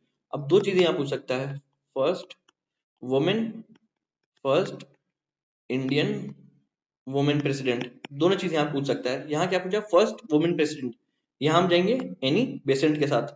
अगर पूछता फर्स्ट इंडियन वुमेन, तो हम जाते सरोजिनी नायडू के साथ। Annie Besant Anglo Irish nationalist lady थी, थियोसोफिकल सोसाइटी को भी इन्होंने लीड करा था। होम रूल मूवमेंट इससे रिलेटेड है, दो दो पार्ट में होम रूल मूवमेंट आया था, एक को लाजपत राय जी ने किया था, एक को एनी बेसेंट ने। और कांग्रेस की कब प्रेसिडेंट बनी? 1917 में। थियोसोफिकल सोसाइटी कब बनेगी? 1907 में, इसको भी याद रखना। होम रूल कब स्टार्ट होगा? 1916 में, सबसे एनी बेसेंट रिलेटेड है।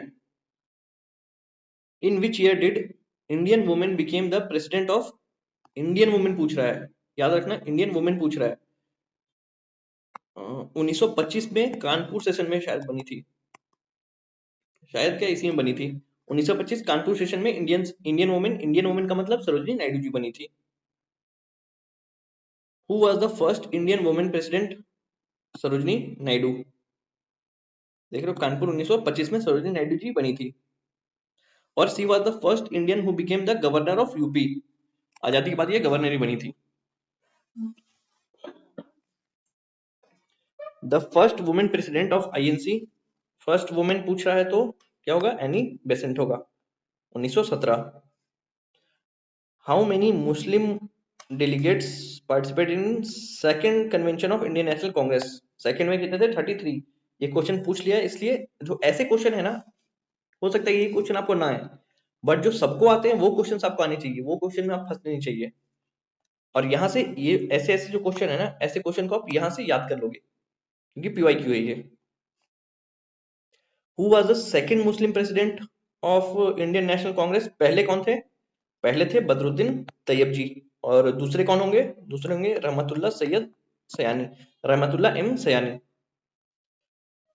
प्रिसाइड कब किया इन्होंने? 1896 में कलकत्ता सेशन को प्रिसाइड किया था। और बदरुद्दीन तैयब जी जो है ना, ऐसे तो पहले मुस्लिम प्रेसिडेंट है, बट कांग्रेस के ओवरऑल थर्ड प्रेसिडेंट थे ये। Who was the first Muslim president? Badruddin Tyabji. ठीक है। थर्ड सेशन इन्होंने प्रिसाइड किया था 1887 में, मद्रास में। Who was president of INC at Gaya session 1922? Gaya session में कौन थे? चितरंजन दास जी। होता क्या है ना, गया सेशन 1922 मतलब गया सेशन दिसंबर आसपास में होगा, और यहीं पे थोड़ा सा प्रो चेंजर और नो चेंजर के बीच में अनबन हो जाएगी, और 1 जनवरी 1923 को ये क्या करेंगे, अपनी पार्टी फॉर्म कर देंगे, ये और मोतीलाल नेहरू मिलके। सी आर दास और मोतीलाल नेहरू। अब उस पार्टी का क्या नाम था वो आप बताओगे मेरे को। After being release from jail in 1922, Chittaranjan Das elected as the president of Congress session 1922 वाला जो सेशन था, गया session.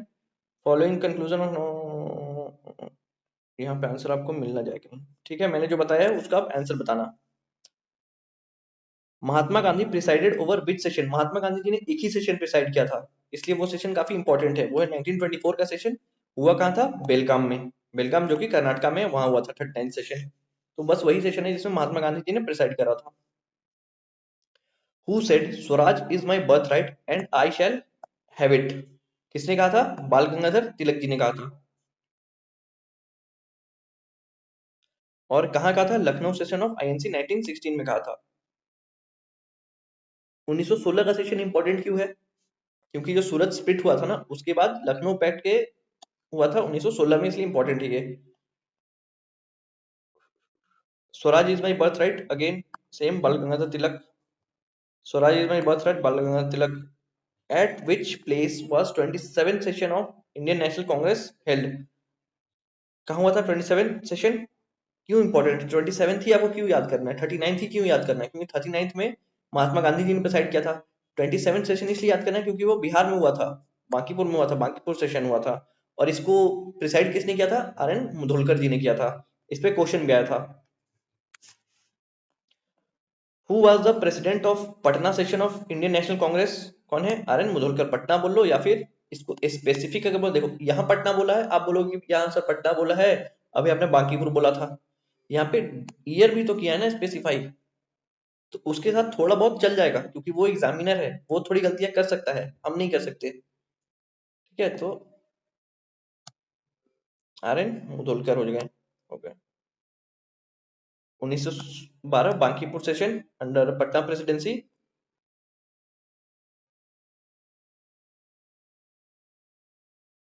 Who was the president of Indian National Congress at Patna session held in 1912? R.N. Mudholkar. The Indian National Congress was founded on basis of safety valve theory to protect the British government from threats. Which leader said that? Safety valve theory यहाँ पे पूछ रहा है। Safety valve theory as a Congress को किसने कहा था कि कांग्रेस जो है, Congress will be used as a safety valve for Britishers? किसने कहा था ये कहा था लाला लाजपत राय जी ने।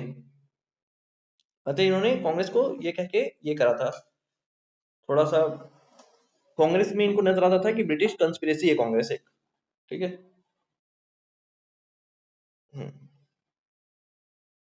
Who said that Congress movement was neither inspired by people nor devised or planned by them? ये किसने कहा था? लाला लाजपत राय जी ने, क्योंकि इस कंटेंट था ना इनका। Who among the following said that Congress is too tottering to its Congress is tottering to its fall and one of my greatest ambition while in India to assist to its peaceful demise? पहले भी हमने कहा था कि Curzon ने कहा था, डफरी ने क्या कहा था? माइक्रोस्कोपिक माइनॉरिटी कहा था कांग्रेस को। Rajni Pame Dutt said they both fought and collaborated with imperialism.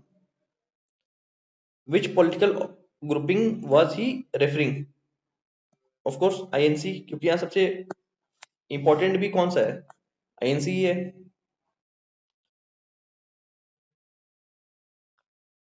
Who called the 1897 Amravati session of Indian National Congress a 3-day spectacle? किन्होंने कहा था? अश्विनी कुमार दत्त ने कहा था।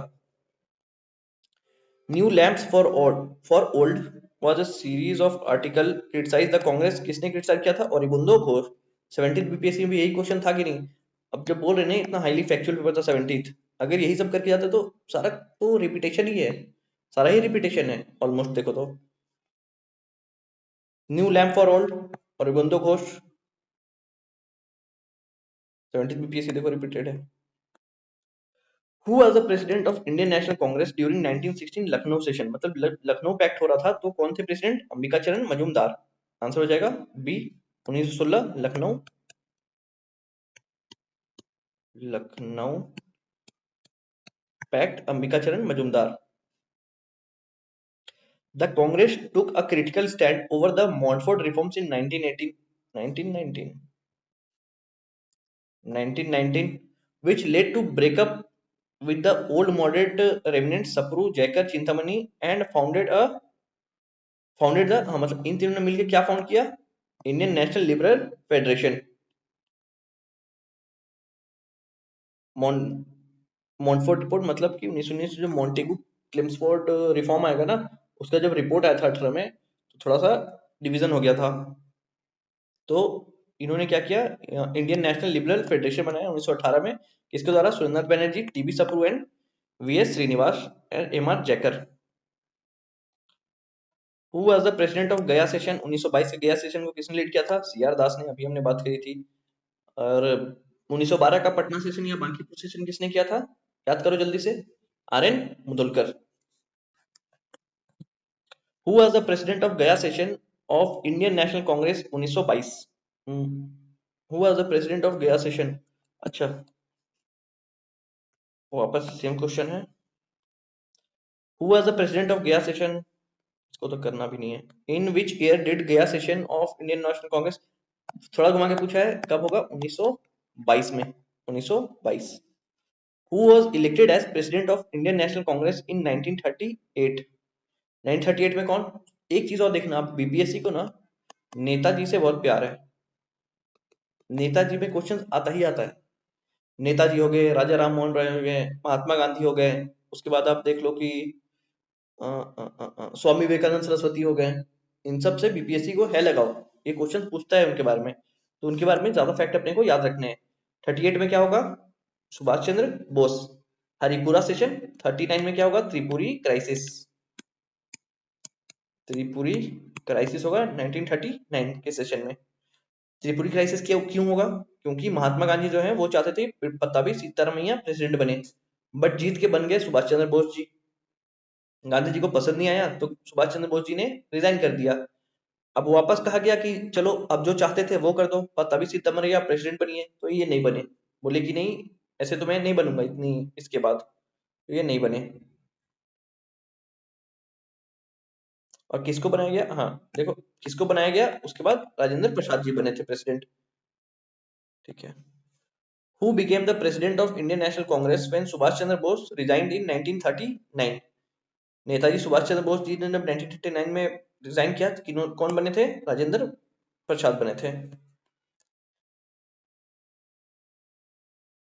Which Raja rendered a very valuable assistance to Indian National Congress for holding its 14th session in Allahabad 1888? Raja of Darbhanga. In the year 1888, the fourth session of INC held in Allahabad, the King of Darbhanga provided invaluable assistance toward the successful conclusion of session. इन्होंने help करा था। Who was Congress president who held talks with both the Cripps Mission and Lord? यहाँ Lord लगाना याद रहता है, सुभाष चंद्र बोस में एक नेताजी लगाना याद नहीं रहता। Who was the Congress president who held talks with both the Cripps Mission and Webble? किन्होंने किया था? अब्दुल कलाम आजाद ने करा था। वेबल प्लान कब आएगा? वेबल प्लान आएगा 1945 में आएगा Wavell plan. Who was the president of Indian National Congress? Indian National Congress के प्रेसिडेंट कौन होंगे? At the time of partition of India, partition के टाइम में जेबी कृपलानी। एक और बात, एक लौते गवर्नर जनरल इंडिया कौन बनेंगे आजादी के बाद? तो कल मैंने आपको ये बताया था, उनका नाम आप कमेंट करना, कौन थे वो? सी करके कुछ नाम था उनका, कौन थे वो?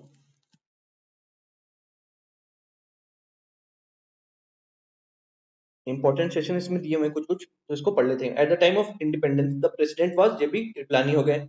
ही was elected president of 44th session of Congress in 1946 Meerut, और उसके बाद से वही प्रेसिडेंट रह गए। ठीक है,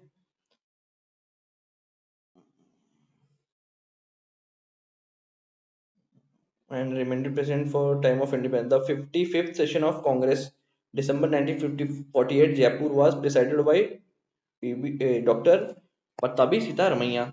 महात्मा गांधी ने कौन से किया था? Belgaum session 1924, Jawaharlal Nehru Lahore, Lucknow and Faizabad session respectively 29, 36 and 36। Sardar Vallabhbhai Patel कौन सेशन किया था? कराची सेशन 1931 का किसने किया था प्रोसीड? सरदार वल्लभ भाई पटेल ने। Who presided over the Delhi session of Indian National Congress in 1947? आजादी के समय कौन था? हमने देखा ही था कि जेबी कृपलानी थे। Who proceeded to organize the provincial government of free India outside India? इसमें होना चाहिए तो मोर than one of the above, but इसका आंसर इन्होंने रास बिहारी बोस दिया था, बट आई थिंक इसका आंसर तीनों होना चाहिए, क्योंकि अफगानिस्तान के आसपास में इन्होंने भी करा था, इन्होंने भी करा था और इन्होंने भी करा था। आई डोंट नो क्यों अलग दिया है, बट आंसर तीनों होना चाहिए। इंडियन इंडिपेंडेंस लीग, रास Bihari Vajpayee proceeded to organize the provincial government of free India outside India to remove the British colonial government. Ras Bihari Bose, a veteran freedom fighter, founded India Independence League in 1942 in Tokyo. बाद में इन्होंने इसकी जो वो है, इसका leadership किसको दिया था? सुभाष चंद्र बोस जी को। in 1943 Subhash Chandra Bose took over the charge of President of India Independence League. The provincial government of free India was founded in 1943 by Subhash Chandra Bose. यहाँ पे दिया रास बिहारी बोस। इसके अलावा इन्होंने भी अफगानिस्तान में 1915 के आसपास में करा था। प्रोसीडेड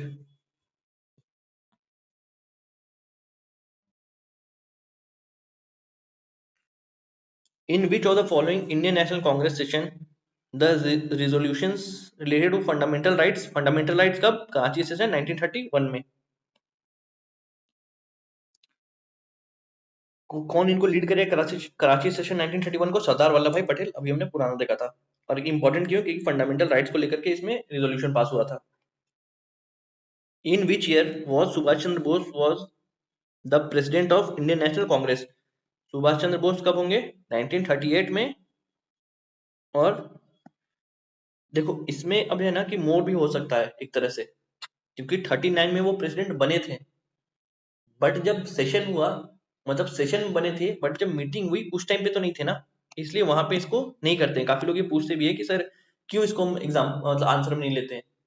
अगर सेशन पूछे मतलब ओवरऑल टाइमलाइन पूछे, उसमें वो बने थे प्रेसिडेंट, बट जो मीटिंग होती थी सेशन मीटिंग्स, उसमें वो प्रेसिडेंट नहीं थे, इसलिए इनको नहीं किया गया कंसिडर। ऐसे बने दो बार थे, 38 39 दोनों में, प्रेसाइड नहीं करा था उस सेशन को।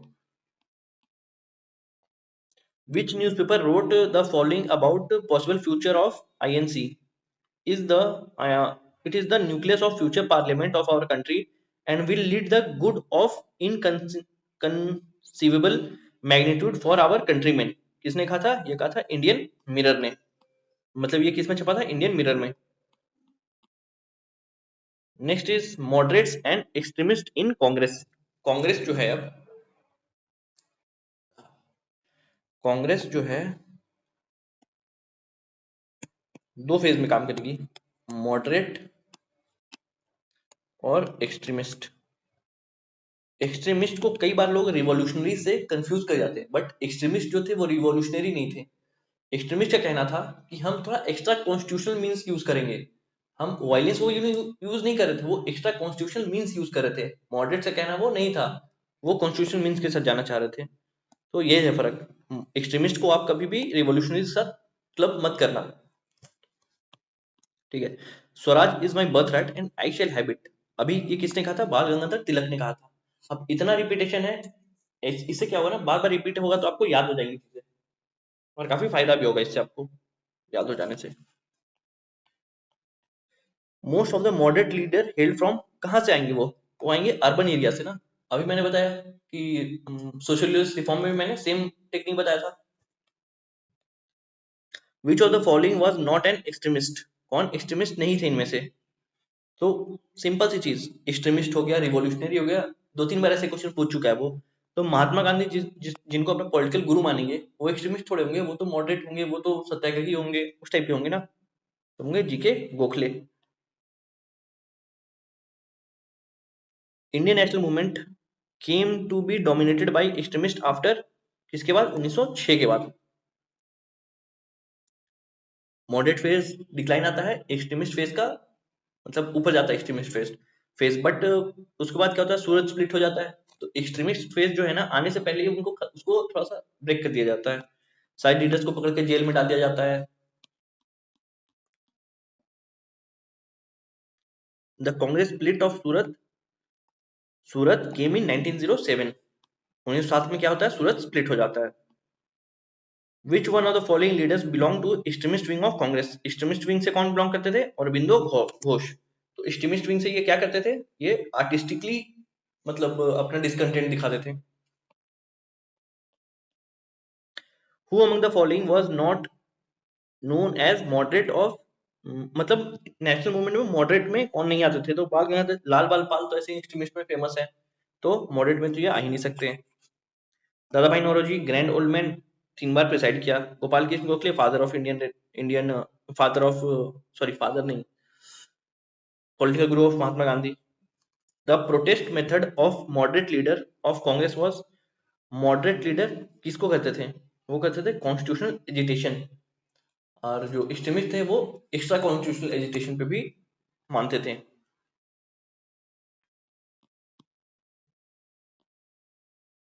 Who was popularly known as शेरे पंजाब, शेरे पंजाब किसको कहते हैं? लाला लाजपत राय जी को शेरे पंजाब कहते हैं। बाल गंगाधर तिलक, भगत भगत सिंह जी का हम,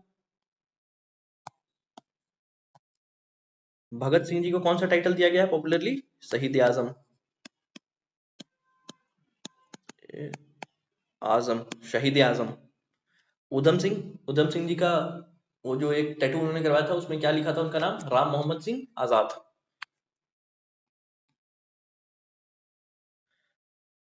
बाल Gangadhar Tilak came to be known as Lokmanya Tilak when he became popular teacher, he started popular newspaper, the government accused him of rand murder case, he started, मतलब सभी था, मोस्ट प्रॉब्ली सी था, बट बाकी भी सपोर्टिंग था। आंसर हो जाएगा more than one of the above. In 1908 Bal Gangadhar Tilak was imprisoned for, इनको कितने साल के लिए किया गया था? 6 साल के लिए इम्प्रिजन किया गया था, और इनको मलाया जेल में रखा गया था ना, मलाया जेल में। फिर इसके बाद ये निकलेंगे वापस, ये थोड़ा काम करेंगे कांग्रेस को वापस से सेटअप करने पे, कि जो स्प्लिट है ना वो स्प्लिट खत्म हो। एंड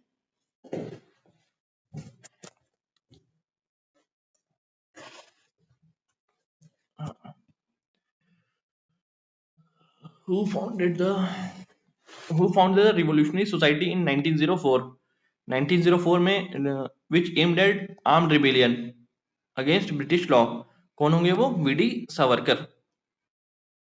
अभिनव भारत इसका नाम होगा, अभिनव भारत, देख रहे हो?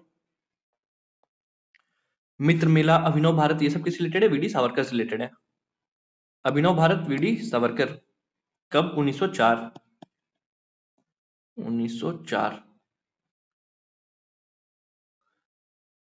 Who organized a secret society called Abhinav Bharat? VD Savarkar. When did the attempt of murder Kingsford was made at Muzaffarpur? Muzaffarpur में वो जो बम फेंका था ना खुदीराम बोस और प्रफुल्ल चाकी जी ने, कब किया था? 1908 में। 1907 में सूरत स्प्लिट होगा, 1908 में ये हो जाएगा। अब जैसे सूरत स्प्लिट होगा ना, आप अचानक देखोगे कि कांग्रेस थोड़ा सा बैक सीट पकड़ लेगी, और जो रिवॉल्यूशनरी मूवमेंट है ना वो बहुत ज्यादा फ्रंट सीट पकड़ लेंगे। 1908 आप देखो, फिर 1924 देखो, 1916 देखो, काफी रिवॉल्यूशनरी मूवमेंट्स शुरू हो जाएंगे।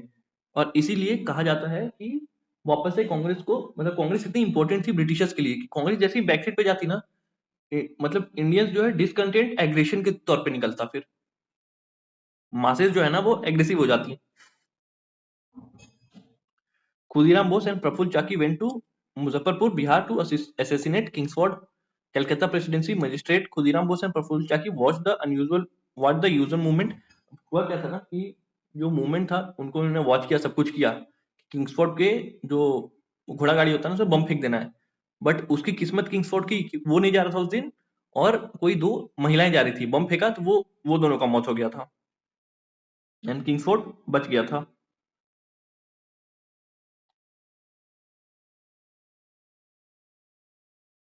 इन which place Khudiram Bose tried to kill Kingsford, कहां पे? मुजफ्फरपुर में। कब? 1908।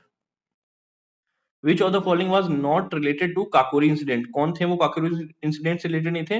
रामप्रसाद बिस्मिल थे, राजेंद्र लहरी थे, अशफाकुल्ला खान थे, कौन नहीं थे? मास्टरदास सूरज सेन नहीं थे। ये किससे रिलेटेड होंगे? 1930 में जो आर्मरी रेड होगा ना, चितगांव आर्मरी रेड, उससे रिलेटेड होंगे ये। इन पे एक पिक्चर ही बनी है, चितगांव नाम है उस पिक्चर का। बहुत पुरानी पिक्चर है, थोड़ा ब्लैक एंड व्हाइट टाइप की है, बट देख सकते हो, देखना हो तो काफी अच्छे से बताया इनको। जो ब्रिटिश थे ना उन्होंने बाद में इनको पकड़ लिया और काफी ब्रूटैलिटीज की, नाखून उखाड़ लिए गए इनके, मतलब काफी इनको टॉर्चर करा गया। The person associated with Zimmermann plan, Zimmermann plan के साथ कौन एसोसिएटेड है? तो चट्टोपाध्याय तो होंगे, लाला हरदयाल भी होंगे, भूपेन्द्र दत्त भी होंगे। आंसर हो जाएगा all of the above. During First World War, Indian revolutionary planned to procure arms and ammunition from Germany with the help of Indians living abroad, and मतलब यहीं से वो अपने लैंड से फिर अपना रिबेलियन शुरू कर दें और आजादी ले लें, वही था जिमेरियन प्लान 1915 का। एंड सेकेंड वर्ल्ड वॉर में इसी को काफी अच्छे से एग्जीक्यूट किसने किया? सुभाष चंद्र बोस जी ने किया, कि उन्होंने अपने आर्मी फ्री करवाए जो लोग थे। हु स्टार्टेड द हिंदुस्तानी सेवा दल इन द मिड 1920s, हिंदुस्तानी सेवा दल कौन स्टार्ट करेंगे? एनएस हरदीकार स्टार्ट करेंगे। दो लोग थे इसमें, हिंदुस्तानी सेवा दल, हरदीकार थे इसमें। हाँ, और ये लोग क्या करते थे? गांधी कैप्स पहनते थे, जैसे गफार खान का था ना, रेड शर्ट पहनते थे, ये लोग गांधी कैप्स पहनते थे। The Patna youth union was founded in 1927, Patna youth union 1927। Mother of Indian revolution, who is regarded as mother of Indian revolution, किसको कहा जाता है? भिकाजी रुस्तम कामा। एक्टिविस्ट थी, जर्मनी स्टगट में इन्होंने फ्लैग, इंडियन फ्लैग होस्ट किया था, उसके बाद फिर अंडरग्राउंड रेडियो, और वहां पे काफी सपोर्ट भी करती थी madam Cama. Where did madam Cama hosted tricolour, कहाँ होस्ट किया था? स्टगट में, जर्मनी में।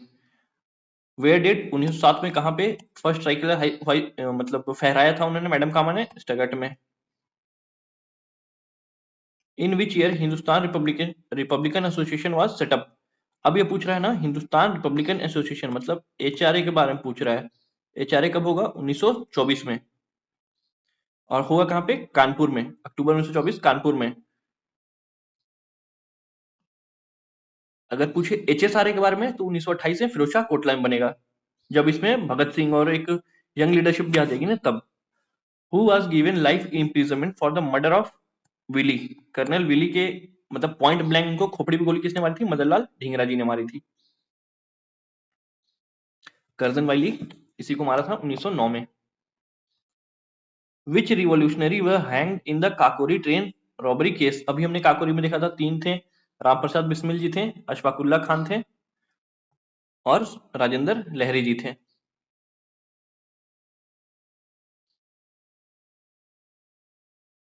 One of the founder leader of Hindustan socialist Republican army,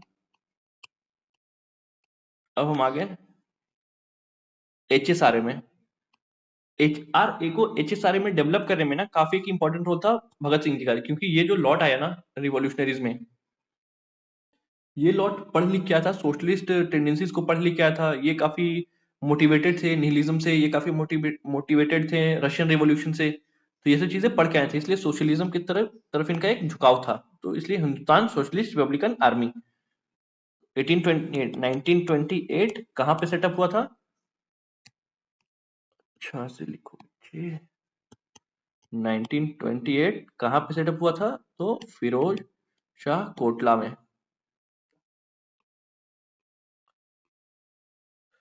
who pend these line, सरफरोशी की तमन्ना अब हमारे दिल में है, देखना है जोर कितना बाजुए कातिल में, किसने लिखा था? भगत सिंह नहीं, राजगुरु नहीं, आजाद नहीं। ये जो बिस्मिल है, ये बिस्मिल कौन है? क्या ये रामप्रसाद बिस्मिल है? नहीं, ये बिस्मिल अजीमाबादी है, याद रखना, बिस्मिल अजीमाबादी।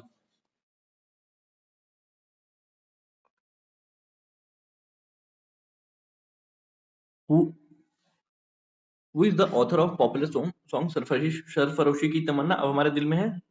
आंसर हो जाएगा नन ऑफ द अबव। इनकलाब जिंदाबाद, ये नारा किसने दिया था? हु गेव द टाइटल इनकलाब, मतलब ये नारा बोला जी किसने था ना, भगत सिंह जी ने कहा था, बट पहली बार इसको किसने दिया था? हसरत मोहानी जी ने दिया था। स्लोगन स्लोगन किसने दिया था? हसरत मोहानी जी ने दिया था। अब भगत सिंह ने इनको यूज करा था और फेमस करा था। Who gave the famous slogan, अब गेव द फेमस स्लोगन पूछ रहा है, तो Hasrat Mohani. Bhagat Singh, Rajguru and Sukhdev were executed on 23 March 1931 को। On which date? 23 मार्च 1931 हो गया।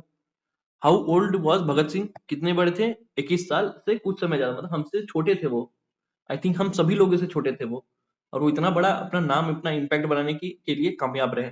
और उनके पास भी क्या था, कोई बहुत ज्यादा अमीर नहीं थे, कोई बहुत ज्यादा पढ़े लिखे नहीं थे, बट क्या था, सेल्फ बिलीफ था। तो अगर सेल्फ बिलीफ हो ना, तो वो इस लेवल पहुंच गए कि आज पूरा इंडिया उनको जानता है, उनको पढ़ता है। पूरी ब्रिटिश जो हुकूमत है वो डर गई थी एक नाम से, भगत सिंह से। तो अगर आप थोड़ा सेल्फ बिलीफ रखो ना, तो ये एग्जाम तो आराम से पास हो जाएगा।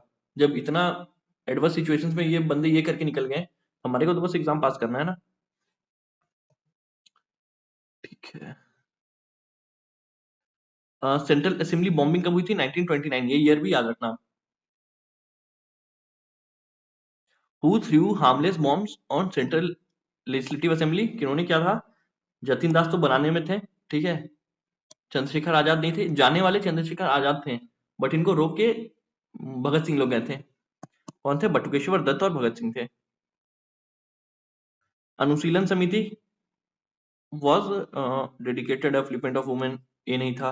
विडोरी मैरिज, लेबर वेलफेयर, कौन थे? रिवोल्यूशनरी ऑर्गेनाइजेशन था। अब देख रहे हो, ऑड वन आउट यहाँ करते हैं ना, तो बन जाता। बाकी सारा जो है सोशल रिलीजियस है, बाकी एक ही है जो रिवोल्यूशनरी मूवमेंट है। कितना क्वेश्चन है भाई, परेशान कर दिया ये तो मेरे को। ठीक है, 39 तक है ना।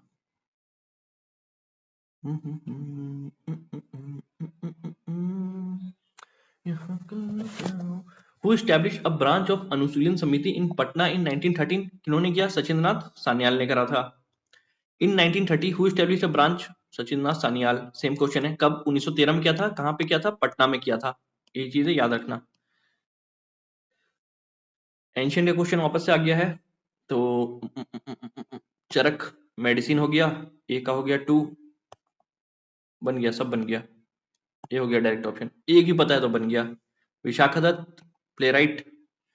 वरा मिहिरा मैथमेटिक्स भी हो सकता है, एस्ट्रोलॉजी। ब्रह्मगुप्ता को, सॉरी, ब्रह्मगुप्ता को मैथमेटिक्स एस्ट्रोलॉजी कर देंगे, बी का 1, ब्रह्मगुप्ता को मैथमेटिक्स कर देंगे, एंड वरा मिहिरा को एस्ट्रोलॉजी कर देंगे। वरा मिहिरा से किसी को याद आ रहा है? कोई इनकी किताब थी, मेरे को याद नहीं आ रहा नाम, बहुत फेमस किताब थी इनकी, एंशियंट हिस्ट्री में हम पढ़ते हैं किताबों के नाम।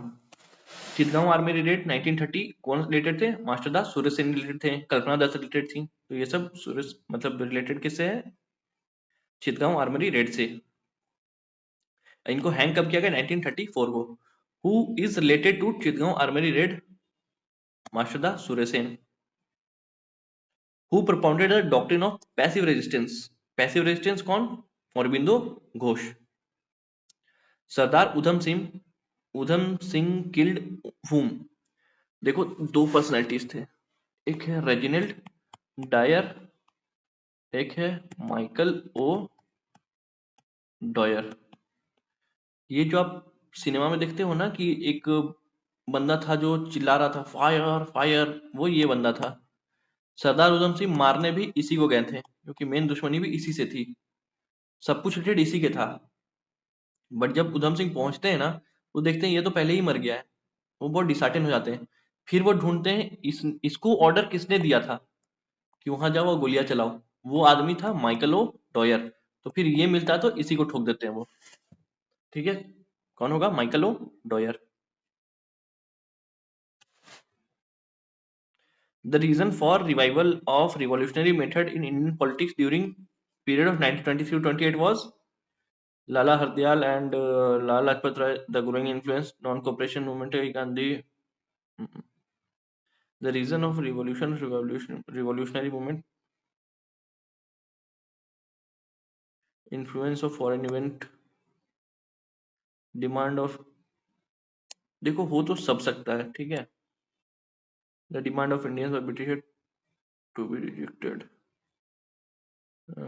such a, सब हो सकता है, ठीक है। बट एक मोमेंट, एक मेन इंसिडेंट ये था कि 19 एनसीएम जो था ना, एनसीएम में पूरा कंट्री जो है साथ खड़ा था। पूरा कंट्री, लोगों ने स्कूल छोड़ दिए थे, मतलब ब्रिटिश गुड्स को कर दिया था, ऑफिसेज छोड़ दिए थे। और जब गांधी जी ने उसको स्टेप बैक कर दिया ना, तो काफी डिसकंटेंट बढ़ गया लोगों में। उन्होंने कहा कि आपके मीन से हम आपके पीछे भी चल रहे थे, इससे अच्छा तो हम अपने मीन से काम कर लेंगे। हमारे साथ भी कभी नहीं होता है क्या कि एक लीडर है बाकी सब चल रहे हैं, जब अब बीच में लगने लगता है अगर वो लीडर ही छोड़ दे, अरे तुम्हारी जरूरत नहीं हम खुद कर लेंगे, फिर सब खुद करने पे निकल गए। और जब खुद करने पे निकले तो डिसऑर्गेनाइज्ड और रिवॉल्यूशनरी मूवमेंट्स होंगे। हु ऑर्गेनाइज्ड खुदाई खदमतगार इन 1929? कौन है वो? खान अब्दुल गफार खान। इनको रेड शर्ट भी कहते थे। जो मेल थे वो रेड शर्ट पहनते थे और जो फीमेल थी वो ब्राउन शर्ट पहनती थी, brown. Who started the red shirt movement? इन्होंने किया था, खान अब्दुल गफार खान ने। ये इंडिया के कौन, मतलब ये मतलब पहले फॉरेनर है जिनको कि एक अवार्ड मिला था, इंडिया का बहुत प्रेस्टिजियस अवार्ड है। वो कौन सा अवार्ड है? Frontier Gandhi, Khan Abdul Ghaffar Khan. No government, not even the British, has shown so much wisdom in this Pathan, wisdom as this Pathan. This किसके लिए कहा गया था? Who were these words about Sher Shah Suri? Sher Shah Suri के लिए ये वर्ड किसने कहा था? किन ने कहा था, एच.जी. किन ने कहा था।